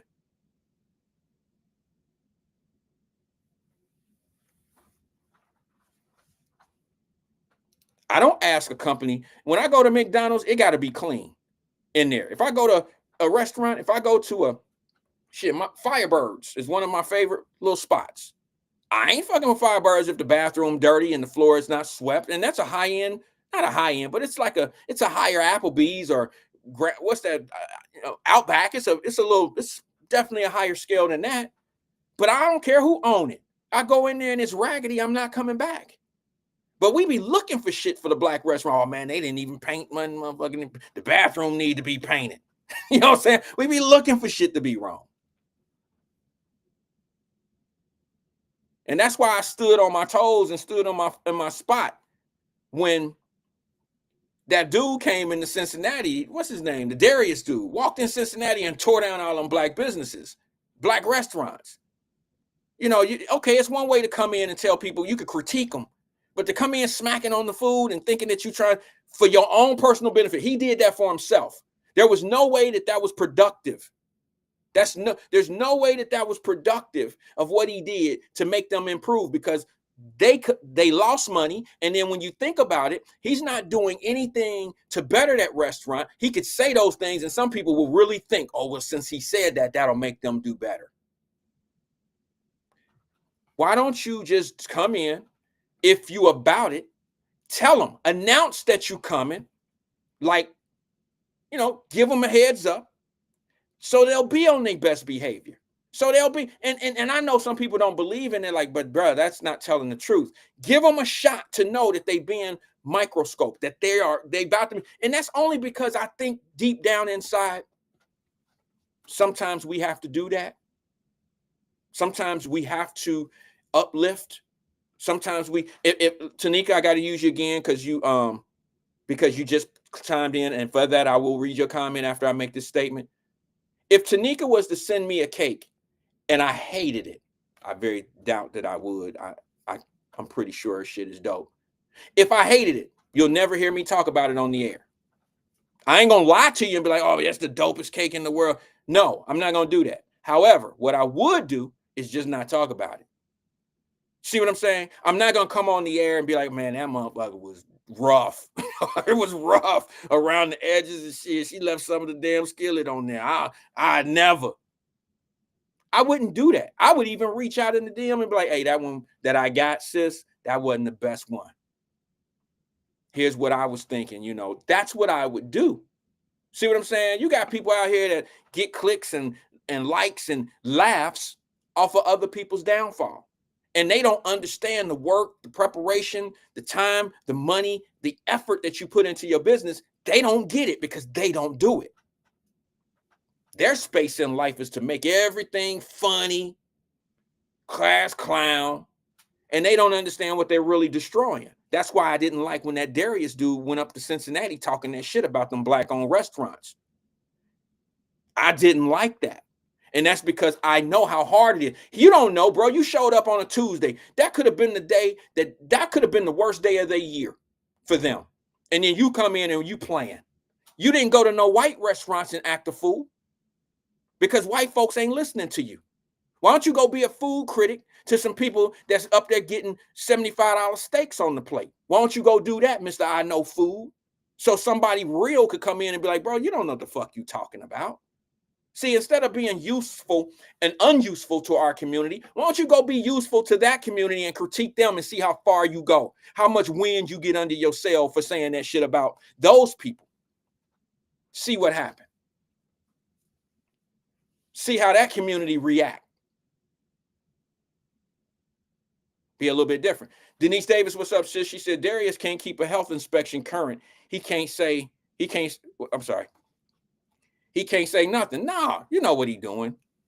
You know what he doing. He hit a little bit of traction. He got relevant.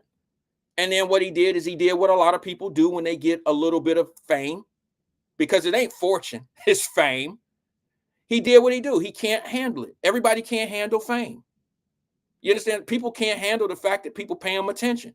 They think they better than, not better than, but it go to their head a little bit. Now, this is not me like hating on him. I'm just telling the truth about how people like that are. He wants to be famous. He probably want to be rich too. But being rich, bro, I'm going to tell you, it's hard to stay rich when you do people bad.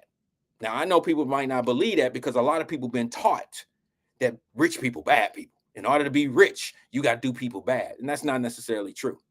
That's not necessarily true. Trust me. You don't have to be the evil man, the evil woman, and be rich. You don't have to do that. Let me go to the phone lines real fast before I get out of here. Good afternoon, caller. This is Wyatt. Who am I speaking with? All right. Can you hear me? Can you hear me, man? Yes. It's Yes. the CK, man. CK, what's going on with you, brother? How you feeling? Man, I had to call you, man. I heard your phone. I heard your phone on. Say it again.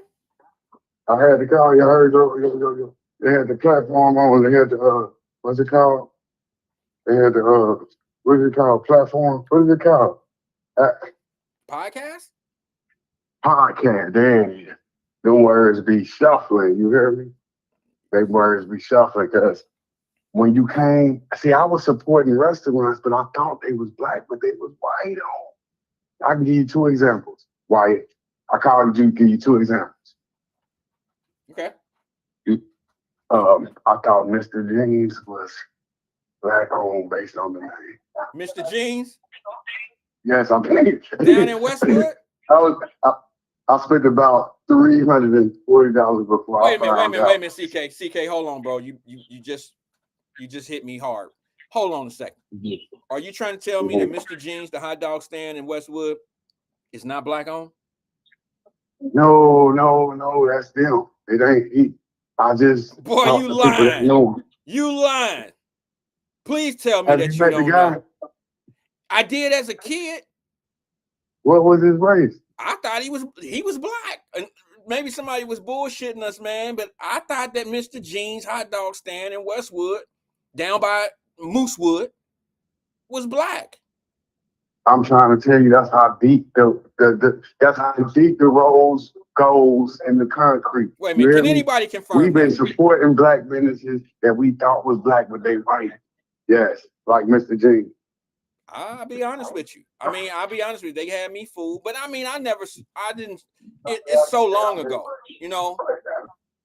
And the day I went to this spot, and when I originally was going there, I thought they was black too. Alabama's Fish Bar. Well, I thought it was black owned. I've been knew they were.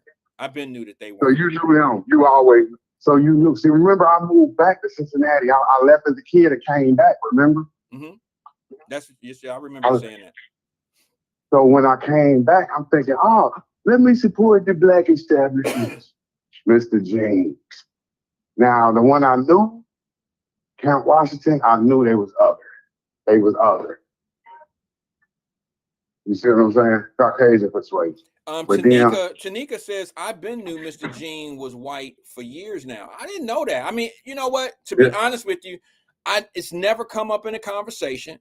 I was a little boy. Y'all got to understand, Mr. Jeans is right there by Moosewood, and behind Mr. Jeans' little hot dog spot, there are baseball fields right there.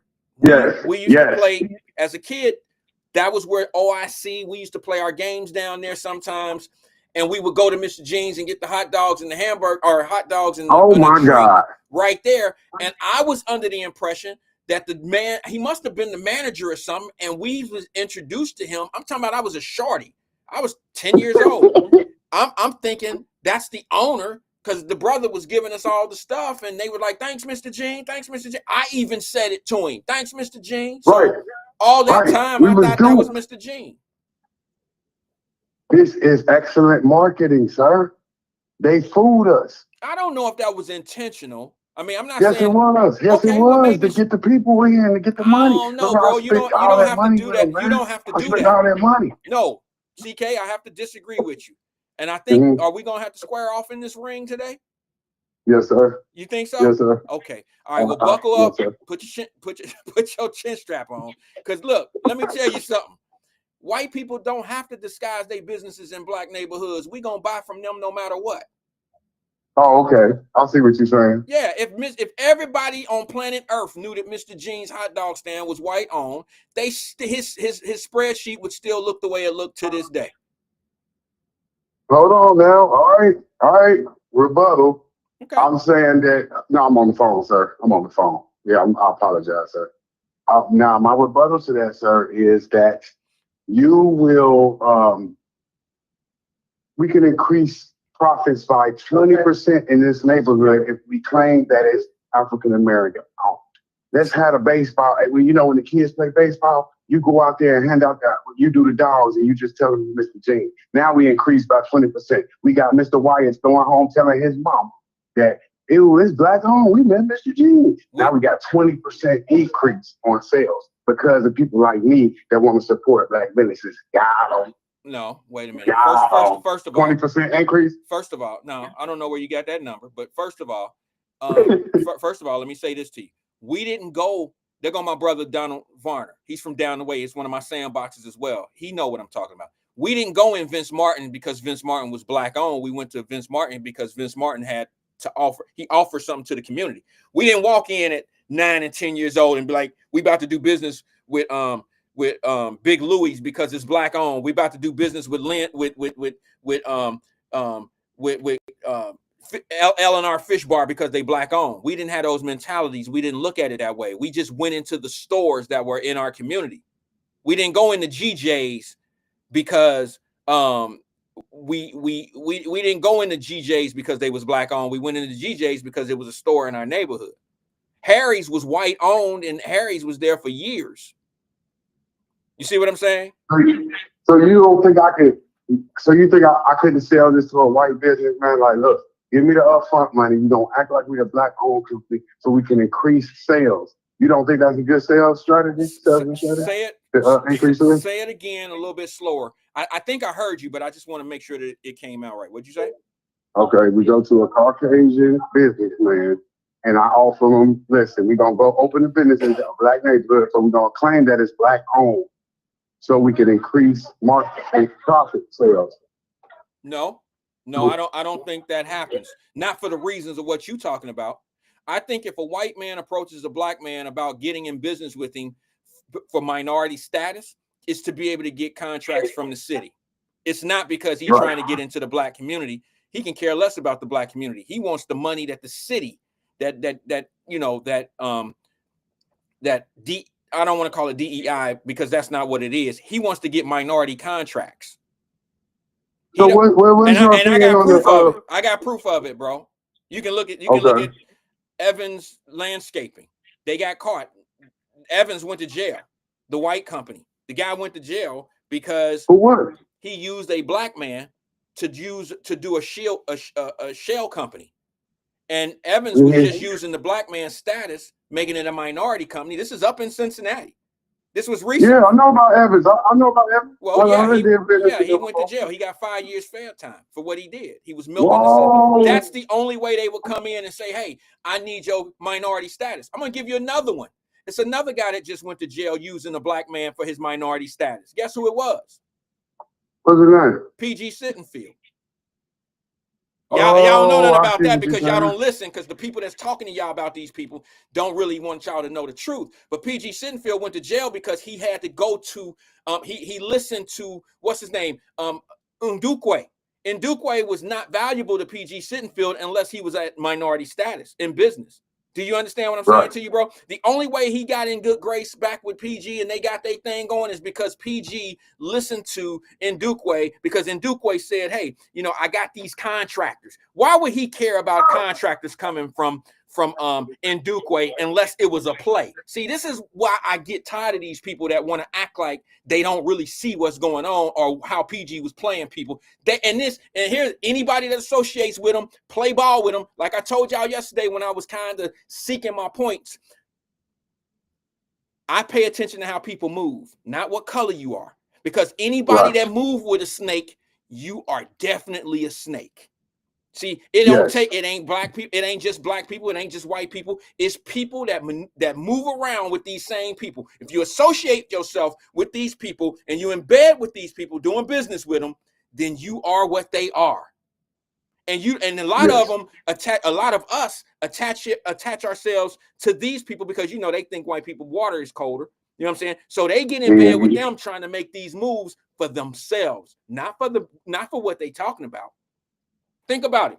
Why would PG listen to Ndukwe? What is Ndukwe doing now? You see, he's building buildings and retirement homes or old people homes and shit like that. Do you think he using all his money to do that?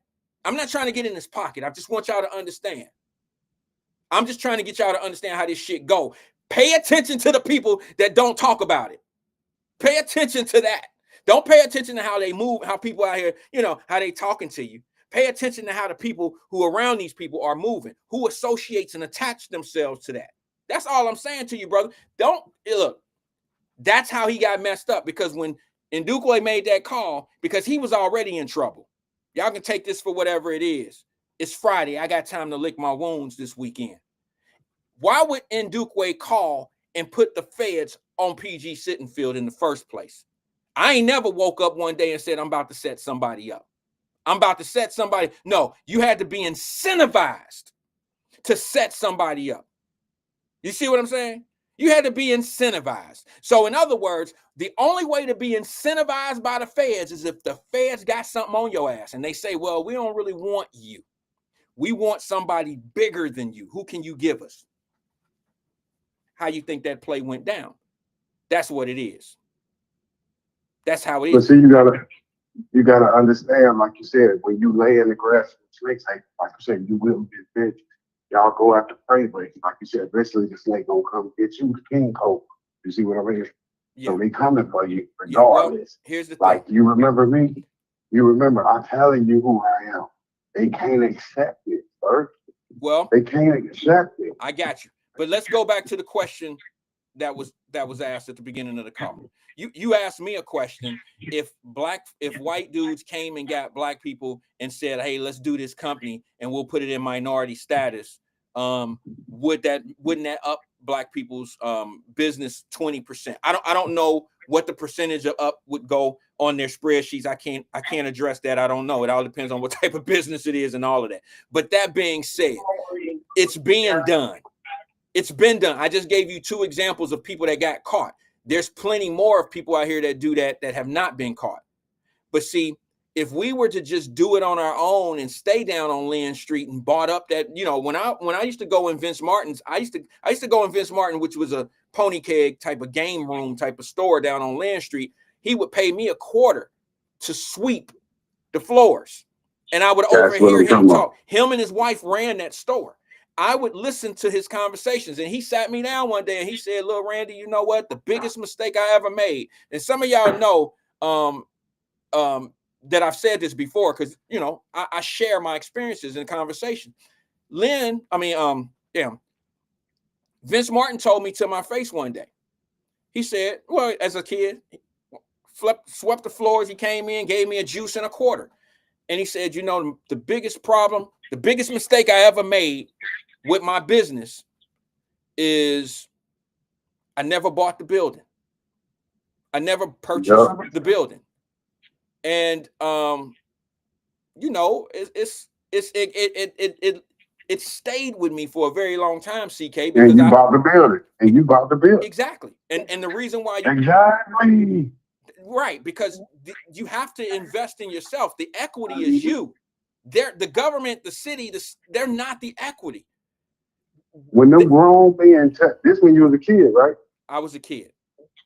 Thank you. My point is, when the grown men touch you on your shoulder, an accomplished man, you pass on wisdom and greatness. That was like you have the power. You got the juice. He gave you that juice, right there. How you doing, bro? He gave you the juice, man. Yeah, so when you got the juice, then the profit margin increased. CK, let me say, we talking about over 20%. I don't know where you're getting these numbers, but okay, just for argument's sake, yeah, it'll make you go up 20%. All I'm saying to you, bro, is the premise of the conversation came from, us having our own businesses in the community, right? That's where it came from. And you said and that's what I'm trying to explain to you, sir. You put the faces, the little nephews and nieces, you put their face on a business, put it on the internet. You control it. People are going to support young kids, teenagers. They support them. It don't matter what you sell. You can sell thumbnails. You can sell anything with them young, adorable faces. Hey, I'm just trying to start up a little business for you. Use those kids to start your enterprise. This is how we're profiting off the internet. All of your nieces and nephews, grandbabies, and encourage them to start websites. And this is how we keep the profit margin going for generational wealth. But you're going to have to keep cutting me in on that. You see what I'm saying? So all they kids, they don't need a lot of money. You just break them off, you put their shit in the trust. But you profiting, you living off the adorable kids' faces because people want to support that. Any kid open up a website, they getting support because people want to support young people that open up business. I don't know what about your thoughts? I don't know about that.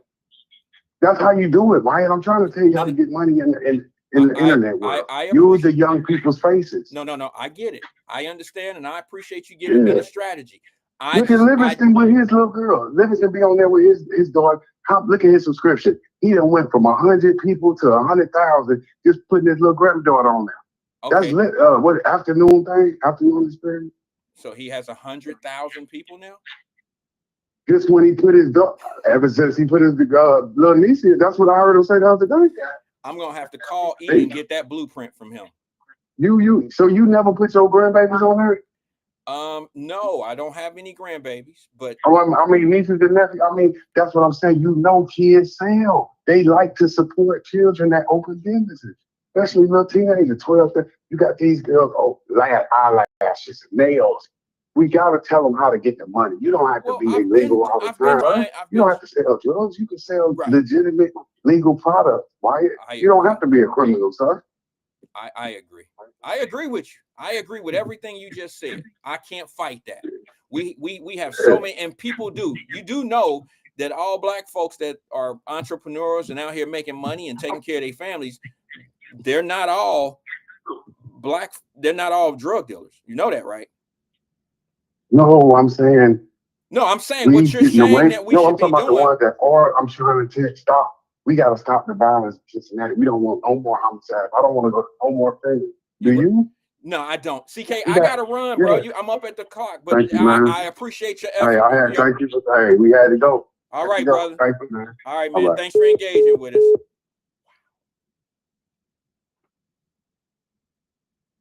Wow. I'm sorry. I what do you say? I didn't know that it was coming like that because yesterday CK and I had such a powerful conversation.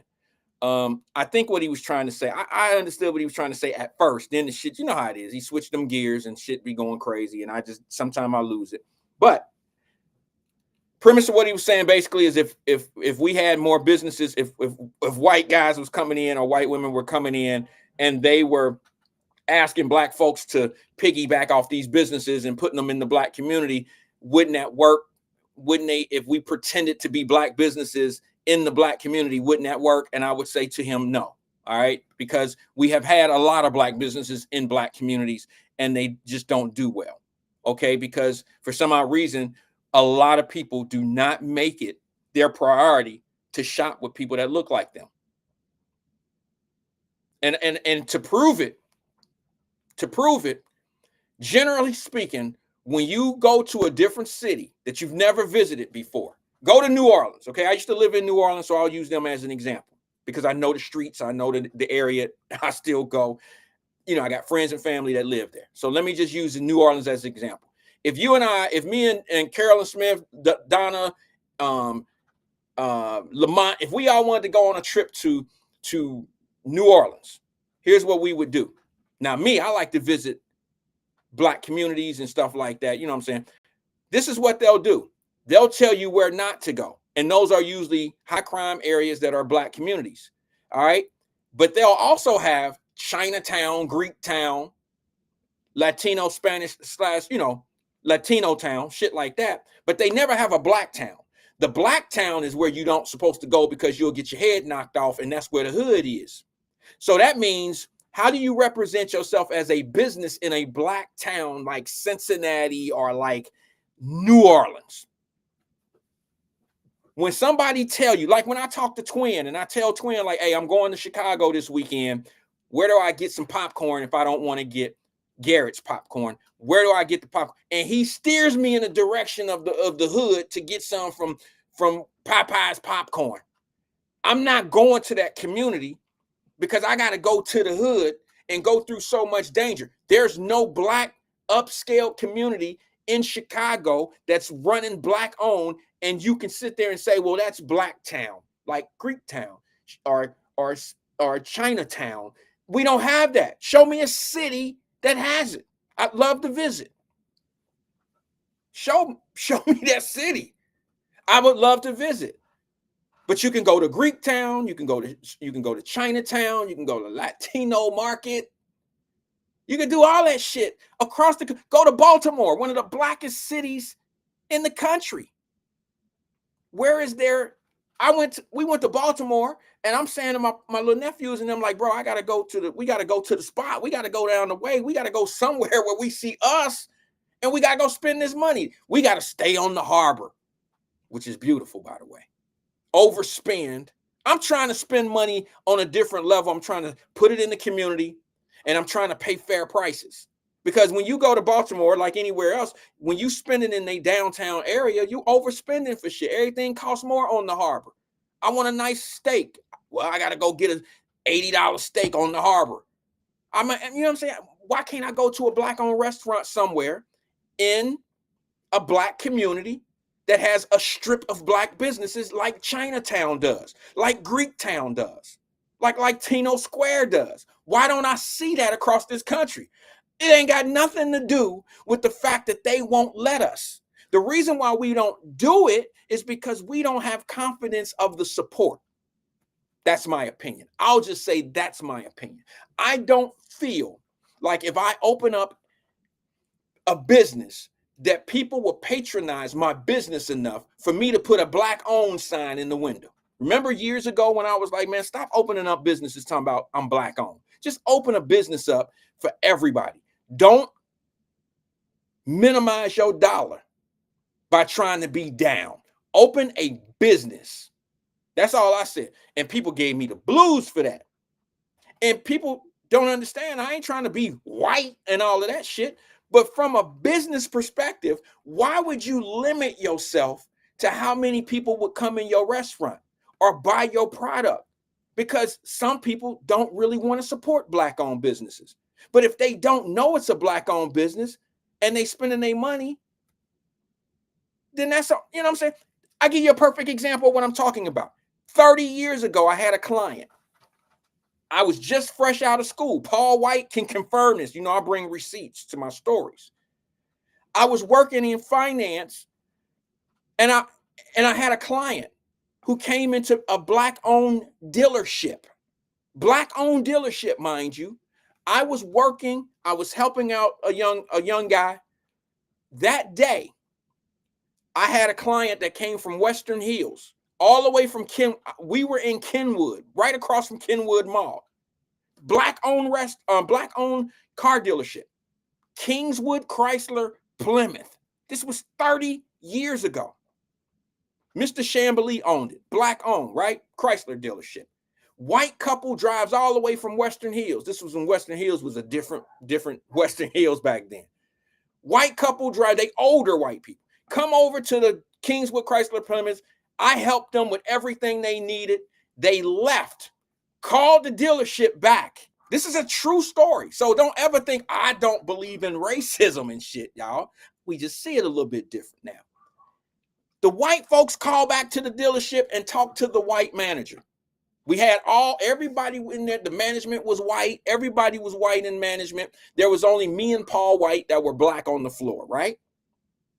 Listen, the couple call back and call the manager and say, we're going to buy a car from your dealership. We're going to buy that car that we came out and drove and did this. This is a Fifth Avenue, expensive ride. They come out there and they say, we're going to buy that car from that dealership, but we're not going to buy it from that black fella. The manager asked him point blank, what did he do to you? What did he do? What did he say? Did he offend you? Did he do? Guess what the white folks said? They said, no, he was actually pretty damn good. He was excellent. He was very kind. He was nice. He did absolutely nothing wrong to us. We just not going to buy it from him. They didn't want me to make the money. They didn't want me to make the commission. Point blank. And this was told to me by a white manager. He just flat out told me. Now look at they goofy ass. Think of this. You just don't want to buy it from me because I'm black, but your dumb ass don't know that you buying it from a black-owned dealership. So what I'm saying is sometimes you got to whoop people with their own stick. You don't want the little guy, the black guy, to make the commission on the sale, who put the work in, did all the shit, did all the ass kissing, and did all the things to earn a commission. You didn't like me because I was black. However, you still gonna call the dealership and say, hey, I want that car. The black man made more money off of you than the little black man would have made on a commission. I would have made a few $100. The dealership made thousands on you from the front end to the back end. And that's how you see, but people so big to want to say black-owned business. I don't have no problem with black-owned. I support black-owned business all day long. But if the only thing that you're getting out of it is the pride and the joy of being able to say, hey, I'm black-owned, that's not enough. You need more than just being black-owned. You need black people to support black-owned. If they're not supporting black owned, you blowing smoke and you hurting your bottom line. You're hurting your spreadsheet because everybody ain't gonna support you just because you black. And you probably deterring a lot of people who would do business with you. Now, let's just say if Mr. Chamblee had a black owned sign, or everybody in the city knew the Kingswood Chrysler Plymouth was black owned. Guess what? That white couple would have never drove half across the city from Western Hills to Kenwood to go to that Chrysler dealership. Think about it, guys. They drove over there and passed up 2 Chrysler dealerships to get there.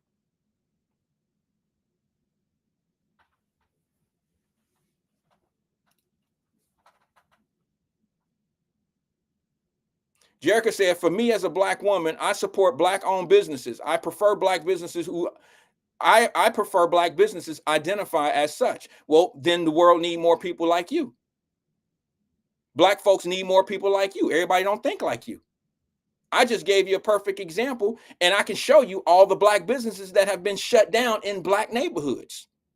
The white ones survive.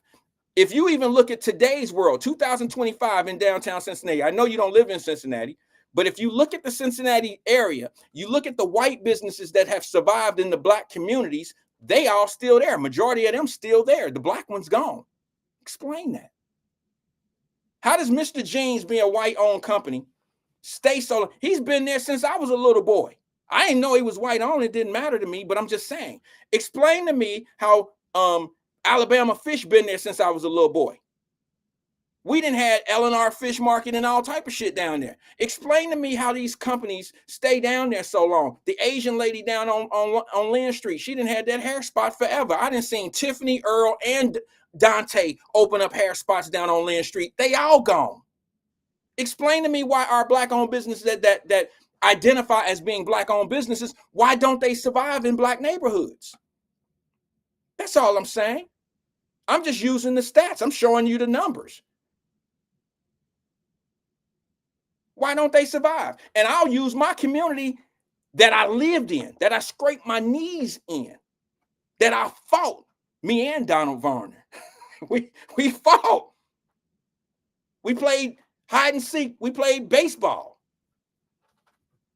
Did a little bit of Bruce Lee karate in all these neighborhoods. How the hell did Golden Skillet stay around so long? It was Asian owned, and it's Asian. It was owned by Asians, a chicken spot. Please explain to me how that's able to happen. Because we're not taught to spend our money amongst each other. We don't do it. So you keep on identifying and letting people identify what type of business it is. You'll see how that shit work out. Usually you need that type of situation in order to get some type of, maybe starter money, or if you want to try to get something like some type of subsidy from the city, or a tax, some type of tax reduction or something of that nature. That's the only time it's good for you, for us. GJ's 2, all those businesses in our community, gone. Now you got white people down there in them same areas. And if GJ's was there, they would have kept the business. The only one that I see down there that's black owned, who's been there since I was a little boy, and I don't even know he's been there since we was a little boy. Donald Varner could probably tell you, because we used to go to the boys club. I don't remember Ollie Trotz being there when we were little boys. I remember it being there when we were a little older, but I don't remember Ollie's Trot being down there when we was youngsters going to the boys club. I don't remember that. I kind of remember when it got there. I don't even know if we was going to the boys club. Were we? Darnell, was we going to the boys club when Ollie? I know, see, we from that, you know what I'm saying. You know where they are. I don't remember that.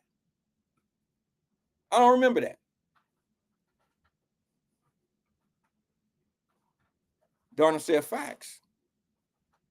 Here's the thing. I remember when y'all don't remember this because y'all ain't from there, and they ain't gonna never talk about this on the radio. But I remember when people used to give Ollie Trotz. He said no. Okay. I didn't think so, bro. I remember when they used to get Ollie. Well, they used to get Ollie Trotz a problem because he was married to a white lady. Oh, he fake ass black owned. He black owned. He got a black daughter and this and that, but he married to a white lady. See, a lot of y'all didn't know that. Not that it matters, but All I'm saying to you is it's not too many businesses from down the way who have been there from the beginning since the days of when we was little. Ain't too many of them, Ollie's was not on Land Street, bro. Where you been? I don't know. I ain't never known Ollie's to be on Land Street.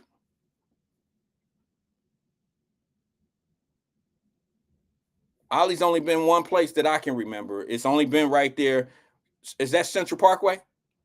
Or on the corner? What's that? Is that considered Central Parkway right there?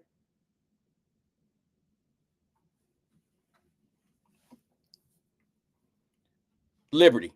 Okay. Right there. Central Parkway and Liberty, that connection, right? We know where it is. And I think he's an excellent businessman because he did exactly what a lot of us didn't do. Thank you, EB. He said Liberty. Yeah, we got it.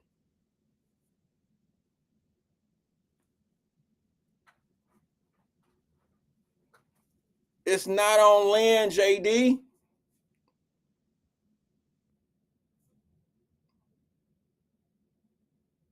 Oh, Tara said it was up in town. You know what? Now that I think about it, I think it was. I don't know how early that was. I think Tara know what she's talking about on this, y'all. If I'm not mistaken, Ollie Trotz used to be down the street from the Justice Center in town by I don't know what street that is. It wasn't in the hood. It was in town. Feel me? I do remember that because I remember, did they move it down there? That's the same. You're right. It was down there. It was on the opposite side of where you get the popcorn and all that, by Newberry's and all that. I agree. I agree, Karen. I'm sorry. I'm not a hater, but it's oh yeah, okay, here's the other one. I don't agree with the first statement. I don't agree with that. But it was in town at one time because I remember being a little boy playing on the step. Y'all know it's a streetcar from the train. It's a train streetcar. It's a caboose or something like that. I do remember playing on that thing. Now here's the truth, Tara. I don't know if it was Ollie's at that time, because if I'm not mistaken, the Playboy Bunny Club had that same type of setup. So I can have my mind could be mixed up on something else. I remember the Playboy Bunny Club had that same type of thing set up down there, or they used to advertise it or something. They had the Playboy Bunny Club. A lot of y'all mamas used to work in there. It wasn't that type of spot. It was a social club with it was like a nightclub type of thing. It was the Playboy Bunny Club. But yeah, that was real. That was real. So look, what I'm going to do is I am oh, wait a minute. Am I calling it the wrong thing? I keep calling it Ollie's. Am I calling it Ollie's Trots? That's what we used to call it.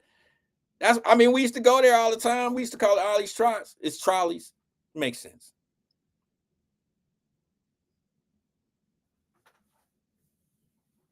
Small little things like that make a difference to some people.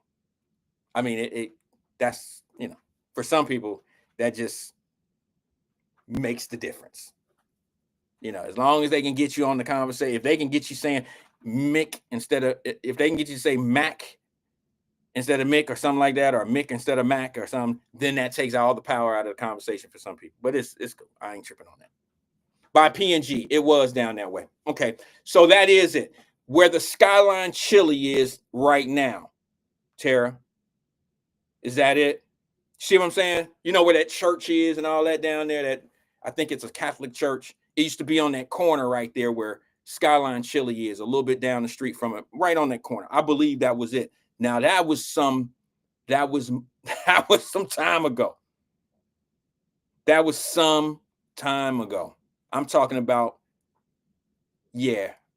baby Randy days. It's a trolley car from back in the day. Okay. Can we get off the trolley trot? Can we get off the trolley? Can we get off that? I know that means more than the conversation itself, but I'm just saying. He's done well. He's a smart businessman because what he's been able to do is why he's going to prosper. That's why he's going to get $3 million for that space.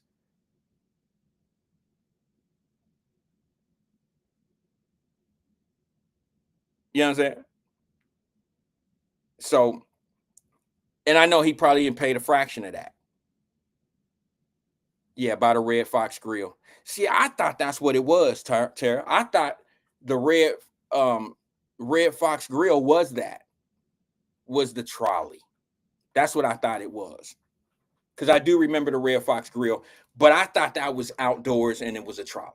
Yeah, go ahead, educate them on them small details, Jericho. That you got it. You got it. But anyway, let's do this.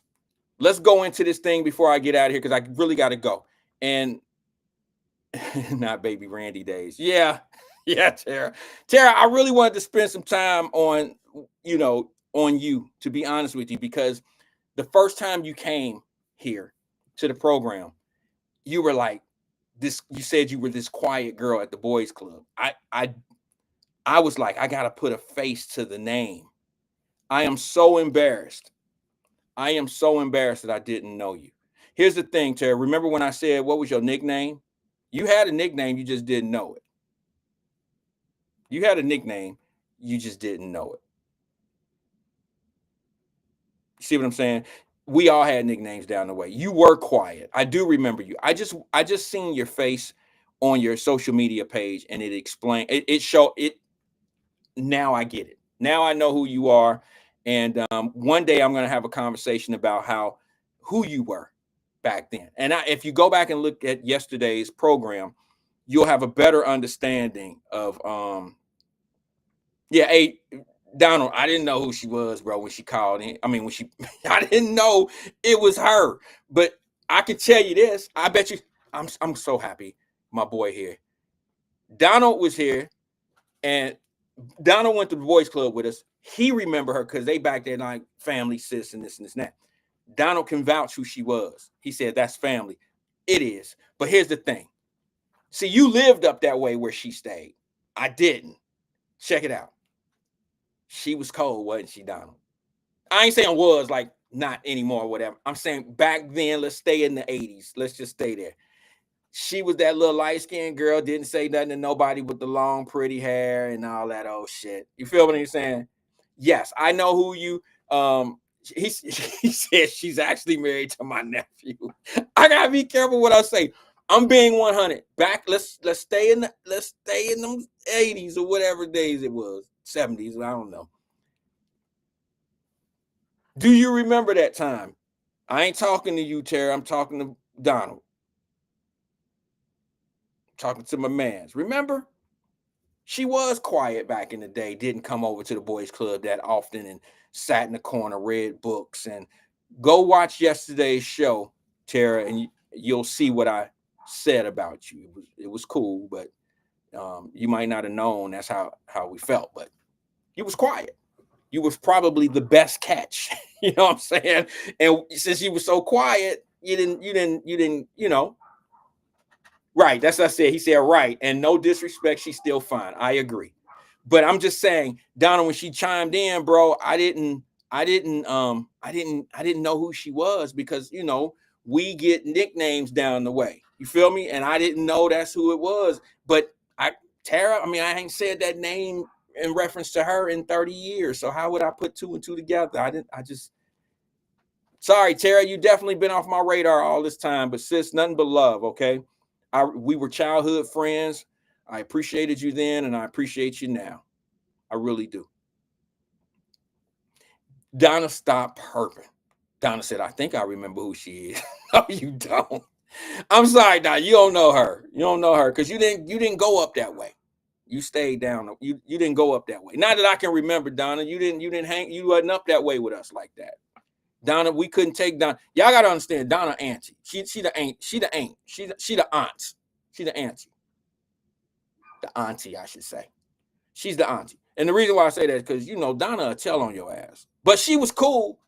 You couldn't do anything around her. It was limited. Because she would check you. But we did other stuff that she didn't know about. You know what I'm saying? She did other things that we did other things that she ain't know about. We just didn't trust that Donna was. See, you couldn't let people like Donna or older people that was a little bit older than you couldn't let them get that leverage of being able to tell. Because if they got that information, then they can hold it over your head, and then we had to slow down. She said, Wyatt, I was there a lot. I know.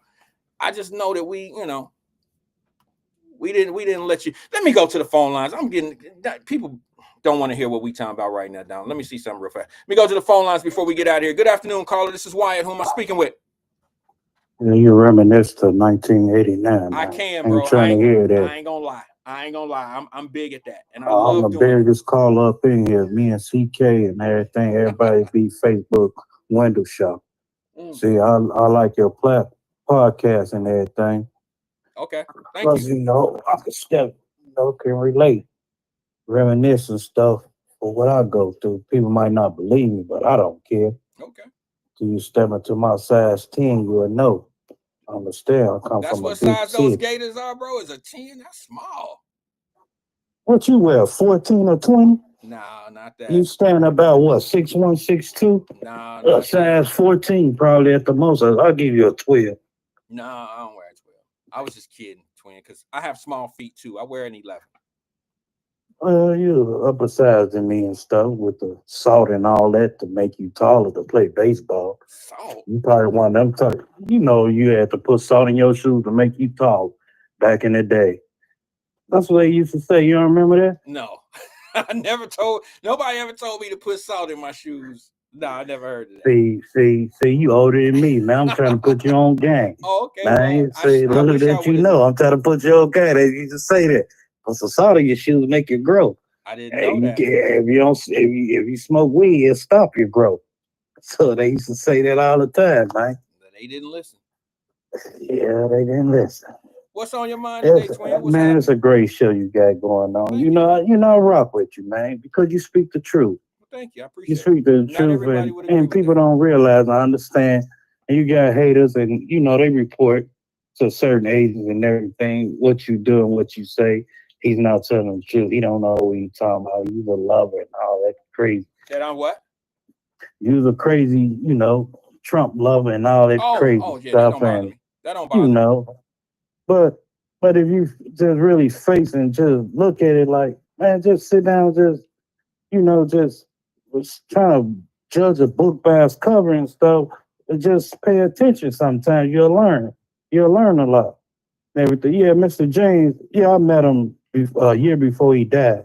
He was at Sam's Club up there in what's that, Oh, he passed away, Sharonville. Mr. Gene? Huh? You say Mr. Gene? Yeah, I I didn't know met he him. passed away. I didn't know him, Yeah, but a year before he passed away, I met him. He was getting his for the shop and everything, shopping there. okay. And then people, hey, Mr. Gene, and I say, I want to meet him. Because I was mad because he said our famous Chicago hot dog. Hey, man, I'll taste that Chicago hot dog. Ain't one close to Chicago hot Well, dog. now let me ask you a Only thing question. what was good was the bun. Okay, let me ask you a question about that, twin, if you don't mind. Mm-hmm. The Mr. Gene that you met, was he black or was he white? I just told you he was white. Oh, okay. I'm sorry, I missed that. Because I always thought because it was Mr. James and everybody kept saying, man, you want Chicago style hot dog, go to Mr. James. I'm like, what? Yeah, it's over there. So he been in a black community. I'm thinking he black and all that. Oh, it's probably be bang. It's probably be fine. I'll get up there. Why? Okay, you got everything on here. I'll taste it. I'm like, man, I'm cool. I say, I ain't gonna throw it away because I'll say it's $6, $7. Hey, I'm about to, eat this up. I ain't gonna waste no food. Yeah. But it ain't well it was to, Chicago style. Well, wait a minute now. Twin. I have to say something because I love Chicago style food. I love Chicago style hot dogs. I love Chicago style pizza. It's not a certain taste, it's a certain style that you make it, right? It depends on because that hot dog that he bought, it wasn't Vienna Okay, hot like I dog. said, it's not necessarily the It's taste. the brand. It's the brand. Okay, It is. I didn't know that. I thought it was a style because if you look at different pizza places, You can do the style. You can do the style up, but it's the brand and quality that you do it with. And he had the sesame seed and Y'all ready for the this? hot pickles and tomatoes and all that. But that hot dog was generic. It was okay, and that takes and I away. can't go off the it takes it all out. Okay, that take away from the I taste. can't give you go to the Kroger's and hey, why am I eating fast burgers and stuff? Come to my restaurant. I got Kroger meat when I know damn well I used to ban J Dubs out there out of California, but they short of meat. So I had to go to Kroger's, be the cheap way. And now my people like, no, this not the J Dubs out there in California you used to get your meat from. Where you get this from? And now what? I'm losing customers because they used to, out there. Okay. Now I gotta get this. It's the brand and quality of it, man. And people know, hey, this not the right soup. You didn't have this last week. This the right cheese potato soup or broccoli soup you used to make. Where you get? Oh, I had to substitute for some other potatoes and stuff. You used to Idaho. Well, why you got Wisconsin potatoes? See the difference of it? Yeah. People know their quality and they know their brand and what they get. That's not the right potatoes that you was giving us. We used to Idaho. Now you giving us Wisconsin. No, we don't mess with Wisconsin. Bring that Idaho back. Baby, bring back next week, whatever. Then I'll bring it back then. Oh, that's what I'm talking about, twin. It's smacking that fire. Okay, well, so that's how it is. Here's but the thing. I thought it was, here's the thing. People hyped it up. Oh, he got 5 hot dogs and 5 Chicago style dogs, and I went there. And, but they are Chicago style. Just like the Lincoln Ware Breakfast Club at Ollie's Trout. See, I used to be there. I used to be down there. He got good 5 burgers. I can't say that, man. It reminded me of Fat Albert's in Chicago. There's a 1 burger joint. And then that Lincoln Ware Breakfast Club, it ain't nothing but blood pressure and high cholesterol. I don't too much. I hate that. Hey, you can report it all you want to, but it's my view of it. And how I see it, Wyatt. Ain't nothing but high blood pressure and cholesterol, man. A bunch of, soon as you turn that bowl up, you finish eating or go give it to your dog, you go see about 10 pounds of grease left over in there. Enough to, whip it up to make you a gravy or something, man. I get it. So, I ain't hating, but that's how it is. I don't like it and everything, but I'll try my best to shop with black people. Like, like Jericho said, you when you go to different town, you want that good soul food. That's what I look for. Either good soul food or seafood, but you don't like and stuff. I don't know why you discriminate. I don't know if it's your intestines or something, but no, I just had a bad experience. I got a message. It's Friday and I ain't gonna see you Monday. Bro, I'm not tripping on it. I'm just being honest. I don't eat seafood. Yeah, I know. Because of my experience in New Orleans, bro. They eat seafood like homeless people. And I know that sounds disrespectful, but I'm saying I remember who remember this? Okay, give me 2 seconds, twin. Who remember going down to Fountain Square as kids? And there was this guy that that used to go in the trash cans and eat people's leftover food. Yeah. Damn, twin, you lived there back then? No, I heard stories about. Okay. Well, here's the thing. Yeah. That messed me up as well because he used to open up like McDonald's Big Mac those little things the Big Mac packs. He would take people's food out of the trash can and eat it. And that really disturbed me as a child. And that stopped me from eating McDonald's for a long time because I would always have that in my head of him doing, going in the trash can and getting people's leftover food. Now, I'm not making fun of him or any of that, but that really disturbed me to a point where I would really have that in my head and I couldn't eat McDonald's. Did anybody but me remember that? Y'all remember that guy that used to be down there? It was another guy that used to wear a clown suit and carry a lunchbox all the time. Those are the 2 weirdos that were they used to stay on Fountain Square all the time. And yeah, the guy that used to eat out of the trash can that really messed me up from eating the food. And I went through that same thing in New Orleans. It was just how New Orleans how they treat their seafood and how fresh it was. I'm just not that. I'm not like, I'm not a fresh food eater like that. When you catch it out of the damn, you catch it out of the creek over there and bring it home or buy it from the Vietnamese. I couldn't really do that. So it messed me up with eating, eating seafood as well. And New Orleans, they don't care, bro. They put that shit in, they cook it live.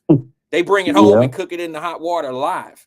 And that really messed me up. So it was crazy because I've been there 4 times, man. But I can't say this why New Orleans, man, they got some good banging food. I can't say that, man. Especially they gumbo, which you don't eat and everything. I eat gumbo, but I don't eat the gumbo that has the seafood in it. I love the mixed vegetable gumbo. Yeah. But yeah, with the seasoning sauce, I like that. I love it.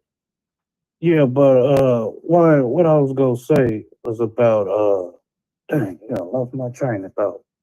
I was about to say something. Yeah, you talked about the black community, man. How they always the news, you know, pump fake us and stuff. How we do this, but they doing it on the other side, white folk. But why I can't say this? I wouldn't say the word hate because I don't hate nobody. That's a bad word. My mom would have killed me for saying that. But I dislike the people that they get on the news and the news covered and they say, my son was a high school graduate. He loved football. He did this. He did that.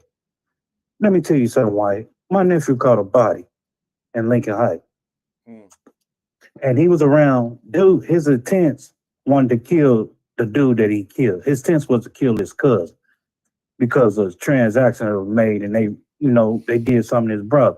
But don't get on the news when you posted the day before, the night before with an AK-47 and 30 guns around you and said, what's up, gang, and all that. And then the news cover, he was a good student.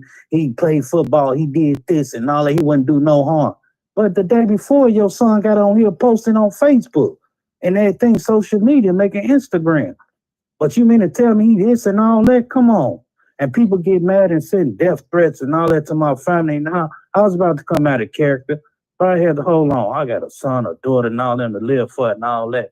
That's all I thought about. I could have just jat down like, no, do this. Because, a couple of times people send threats to my family, didn't make it. Don't do that, man. I don't do that. Yeah. And so I'm far from along from that. And I'm better, I'm way better. But when you sending them threats, man, I don't take that too kindly, player. Whoever you are, but don't do that. But, you get on there, pump fake your kids this, they did this and all. No. Look what he just posted and stuff. He was a good kid. I can't say that, White. But it was around his people who he was around, especially his cousin. His cousin was just on Crime Stopper with Lisa Baker. She announced it 2 months ago. I said, I hope they catch that little bastard, man. For what he did. He was wrong for sending that hit off or whatever he did, but to each his own, man. Yeah. But you just can't come on here and just, we this and all that. And then why? Let me say this. That word can't. My daddy punched me, man, for saying I can't. When he tried to teach me how to do a tow a car and all that, you can do this, make money and all that. And I realized and saw that fat ass check he was making every week. And he only gave me $25. He got made like $4,500. This was back in the late 80s, Wyatt. And I seen that check. I'm like, dang, dude, he banking off this. Yeah. And he said, you can do this, son. And then I said, I can't do it. That thing you can't do. Quit saying. He punched me in the throat. He wouldn't help. He didn't like that word. So I carried that on. And my son said, well, I can't do it. Yes, you can apply yourself. At least I know you trying. So I don't like that word. And that you can't. At least I know you screwed it on, or you tried to took the top off of something. Let me know you did something to it. Yeah. And everything. But that's how I feel you on that. I said I feel you on that. Yeah, I'm not one of those that like he didn't like that word. And then that's why I try to carry on. We can do all things, man. We don't need no handout for nothing. We can do all things through Christ Jesus that strengthen us.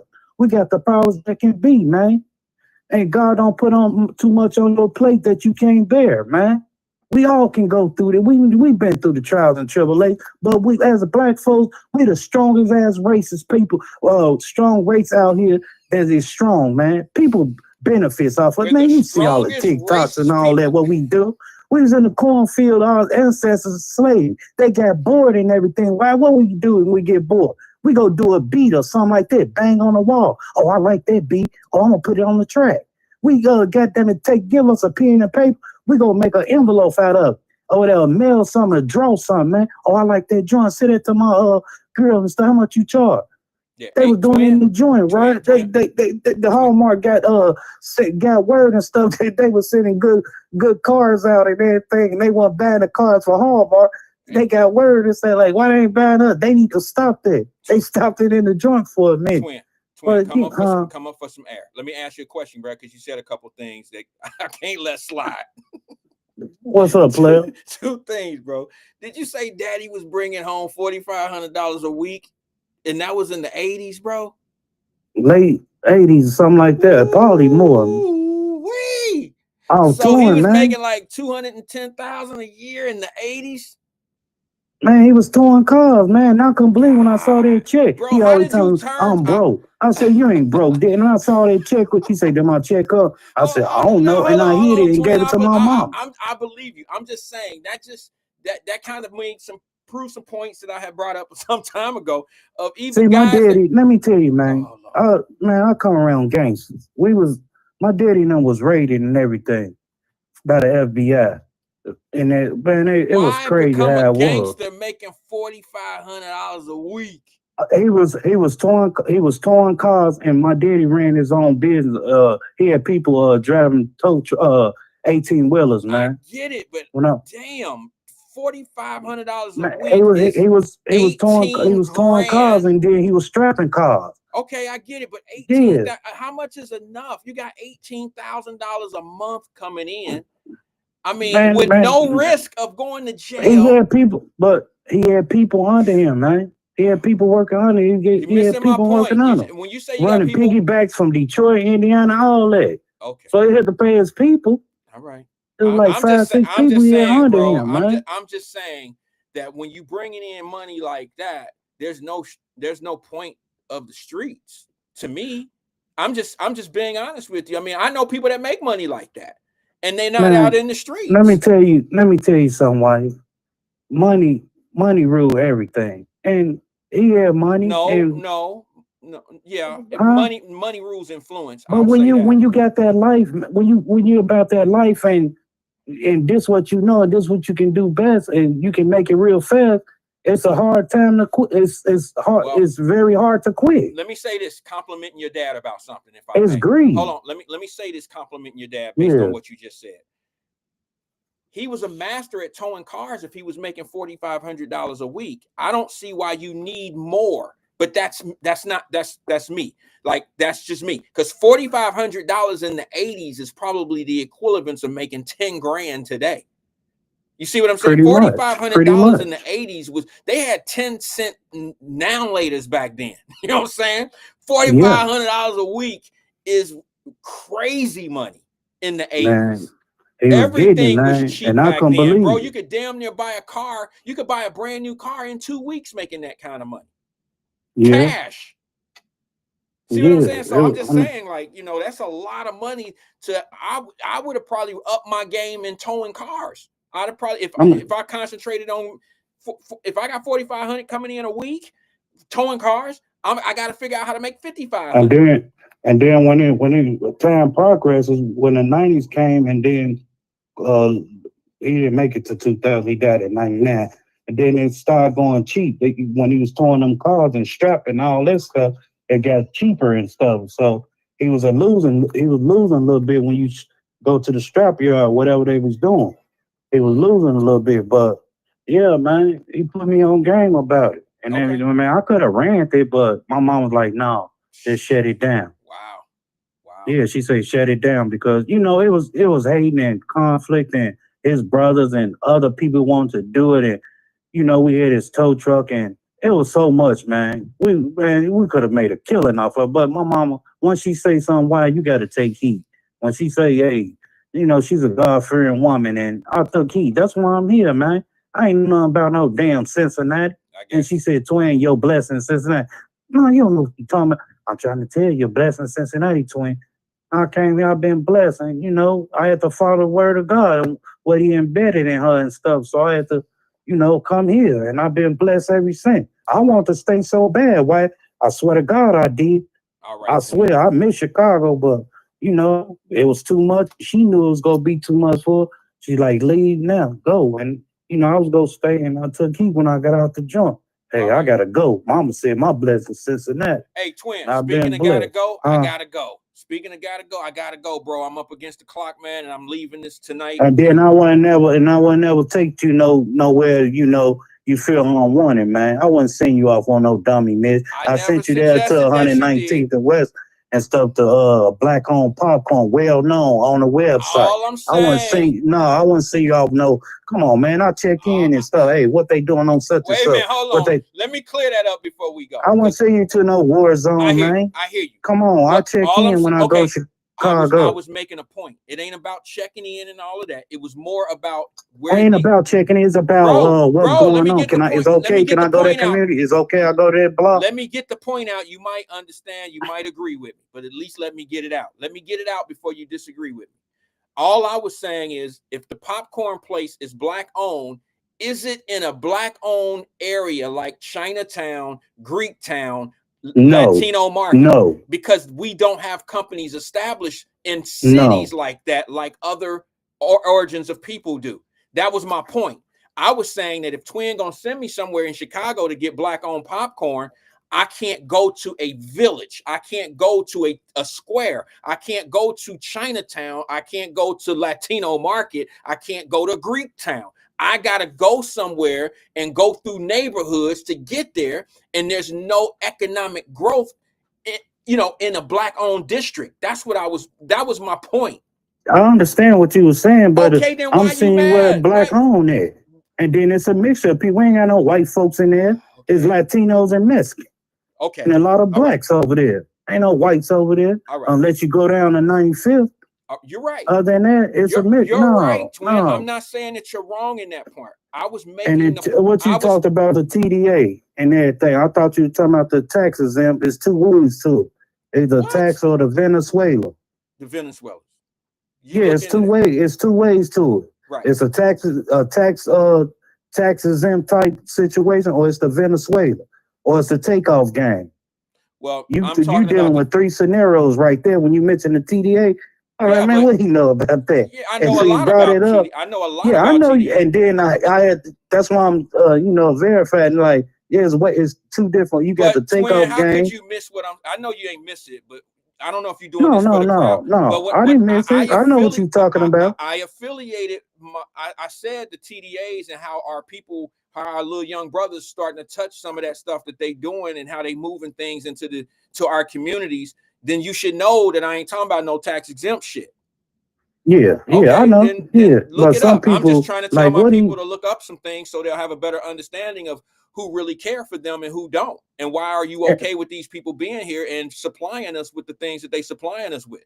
That's all I'm saying. And one thing you can't do, man, I hate to say it, you can't stop no dang on drugs and guns. Yes, you can. You cannot do. No, you can't. Yes, you can. No, you can't. Yes, no, you can. If you stop drugs and guns, shut the prison pipe down. Okay. If you go stop all that, you cannot stop no drugs and guns, man. You can. You just saying that they won't. They can't. They won't. I mean, it's a possibility they can do it. They know what they do because they make money off of it. Exactly. It's just like they can make like kids them Percocets and all that. Oh, we gonna give them opium. We gonna give them fix and stuff so they can't overdose. You ain't hear about that damn Narcan no more, have you? No. Because you know why? They got that new out here, that fentanyl. Let them die. All right, collect the insurance. Let them die. I gotta go, bro. I appreciate you, but yeah, we'll finish this you conversation. You have a good weekend, man. It rained a little bit. I'm trying to barbecue and everything you did, but I'm gonna get it through. I don't care. Ain't no rain gonna stop me. Kroger meat on the grill there, huh? All right, I hear you. You said what now? Putting Kroger meat on the grill. Ain't nothing wrong with that. I gotta take for a salmon and lobster today, man. And then I'm gonna go give. I gotta have my ribs. That's one thing I gotta have. All right, with the brown sugar and all that, honey on there and all that. All right, brother. You did. All right, man. You have a good weekend, man. Brother. Be safe. Everybody in the chat and all that, man. One love, man. Twin. I like venting and that thing. All podcast radio station. I don't care who like me, who don't. Let the hate beat the hate. But I love everybody, regardless. And I just want everybody to progress, man. Be prosperous and everything. Have a good weekend, White. Even though you're a hater and everything, but black is back in effect. The real blacks. You light-skinned brothers gotta go. Oh my God, bro. What are you going? Bye. You said I gotta preach, right? No. How many times you gonna say, all right, I'm out? All right, lock the doors and stuff. Grab the collection. Man, we'll holler at you, bro. Damn, we good over here. We'll holler, bro. Right, peace and love to you, brother. Thanks for engaging. I hang up on this motherfucker. Hey. Yeah, that was just saying because at the end, people, and then you know, all right, I'm out, man. But you know what? I was thinking, we'll holler, bro. It's gonna be another day, another call. We'll holler. I mean, it's all good. We gonna have as long as we make it through the weekend, through the heat, and through the other things. We'll talk on Monday. I didn't get a chance to help cover my Roland Martin piece, but trust and believe I'm gonna get to it. Hopefully I'll get to it on Monday. You know, it's just some things I want you all to look at and pay attention to. Remember at the beginning of the show, I told you to always pay attention to how people move. Pay attention to not necessarily what they say. Pay attention to who they affiliate themselves with. Pay attention to the way that the people that they vouch for, how they move, because it says a lot about a person. It says a lot about people who follow certain people. They either getting something out of it or they just clout chasing it. I don't know. It's a hard conversation to have sometimes because you got to sometimes step on people's toes that you think you love. Just what it is. Hey, peace and love to you guys, man. I'll see you guys on Monday. Same place, same time, right here on Wyatt Live. I'll holler at you.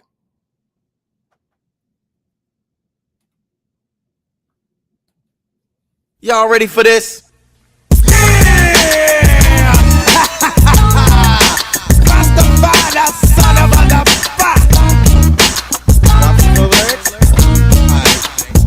And then comes the 2 to the 3 and 4. Then I drop the beat I have in store. Lay the lyrics on the top like a rug. Make it sound smooth and later make a dub. Enunciate well, so that you can tell I am not illiterate, no, not even a little bit. Nothing like an idiot. Get it? You want the record? Cool, I'm with it. Let the rhythm take you. Shake it cause it makes you. As I turn the knob to the door, you escape through. Going like a gnat, don't be a pup. And I let it play cause Dre say it's funky enough. Rasta.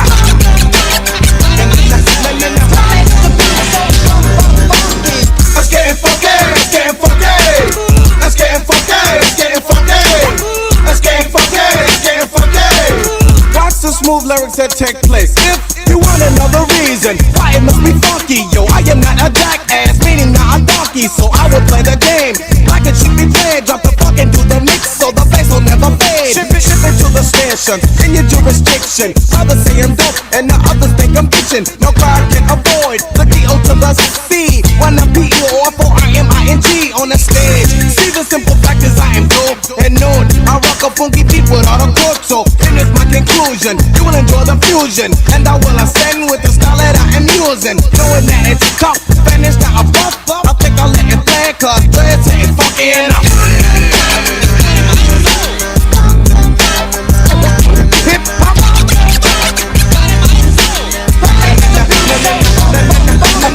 Let's get funky, let's get funky. Let's get funky, let's get funky. Let's get funky, let's get funky. Dre make the funky hip hop music, so check it. Listen to the kick, popping with a click, and with no rehearsals, and dropping funky verses. Stupid with the bitch with the thing that you are relying on. You love it when it battles is affected. I am buying on suckers. Never come close cause of knowing. There's no stopping the doc when I am going. But in the event someone would try to juice this, stop him in his tracks, show him that I am ruthless. I don't give a damn, don't think that I am joking, cause I don't think he is funny when you're messing with my money. Let's keep it, tell me this, you're trying, you gotta stop him, but with no frills, so I just drop him. Continue with the rhyme and make sure I get mine with no static, cause it's so the SMG to get my 9. But lessons have been learned, now I get it on the front and let it play. When the people say, Trey, oh, you make funky enough. Rasta.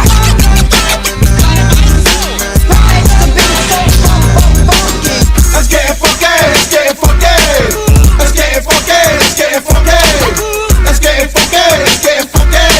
Deal with the D.O. to the C.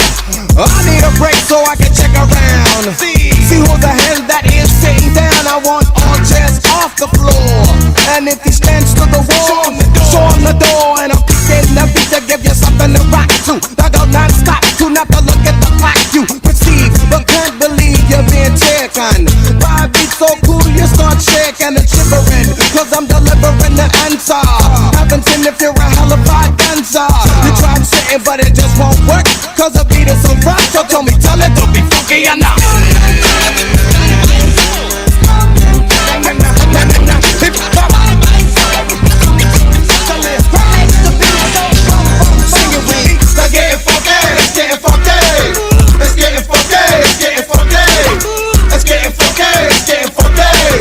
And with the help of the Dr. Dre, kick it.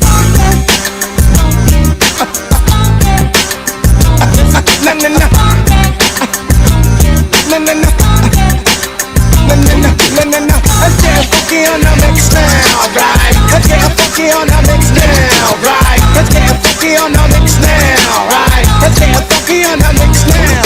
Hey, put it in the middle and drop it on the one, boy.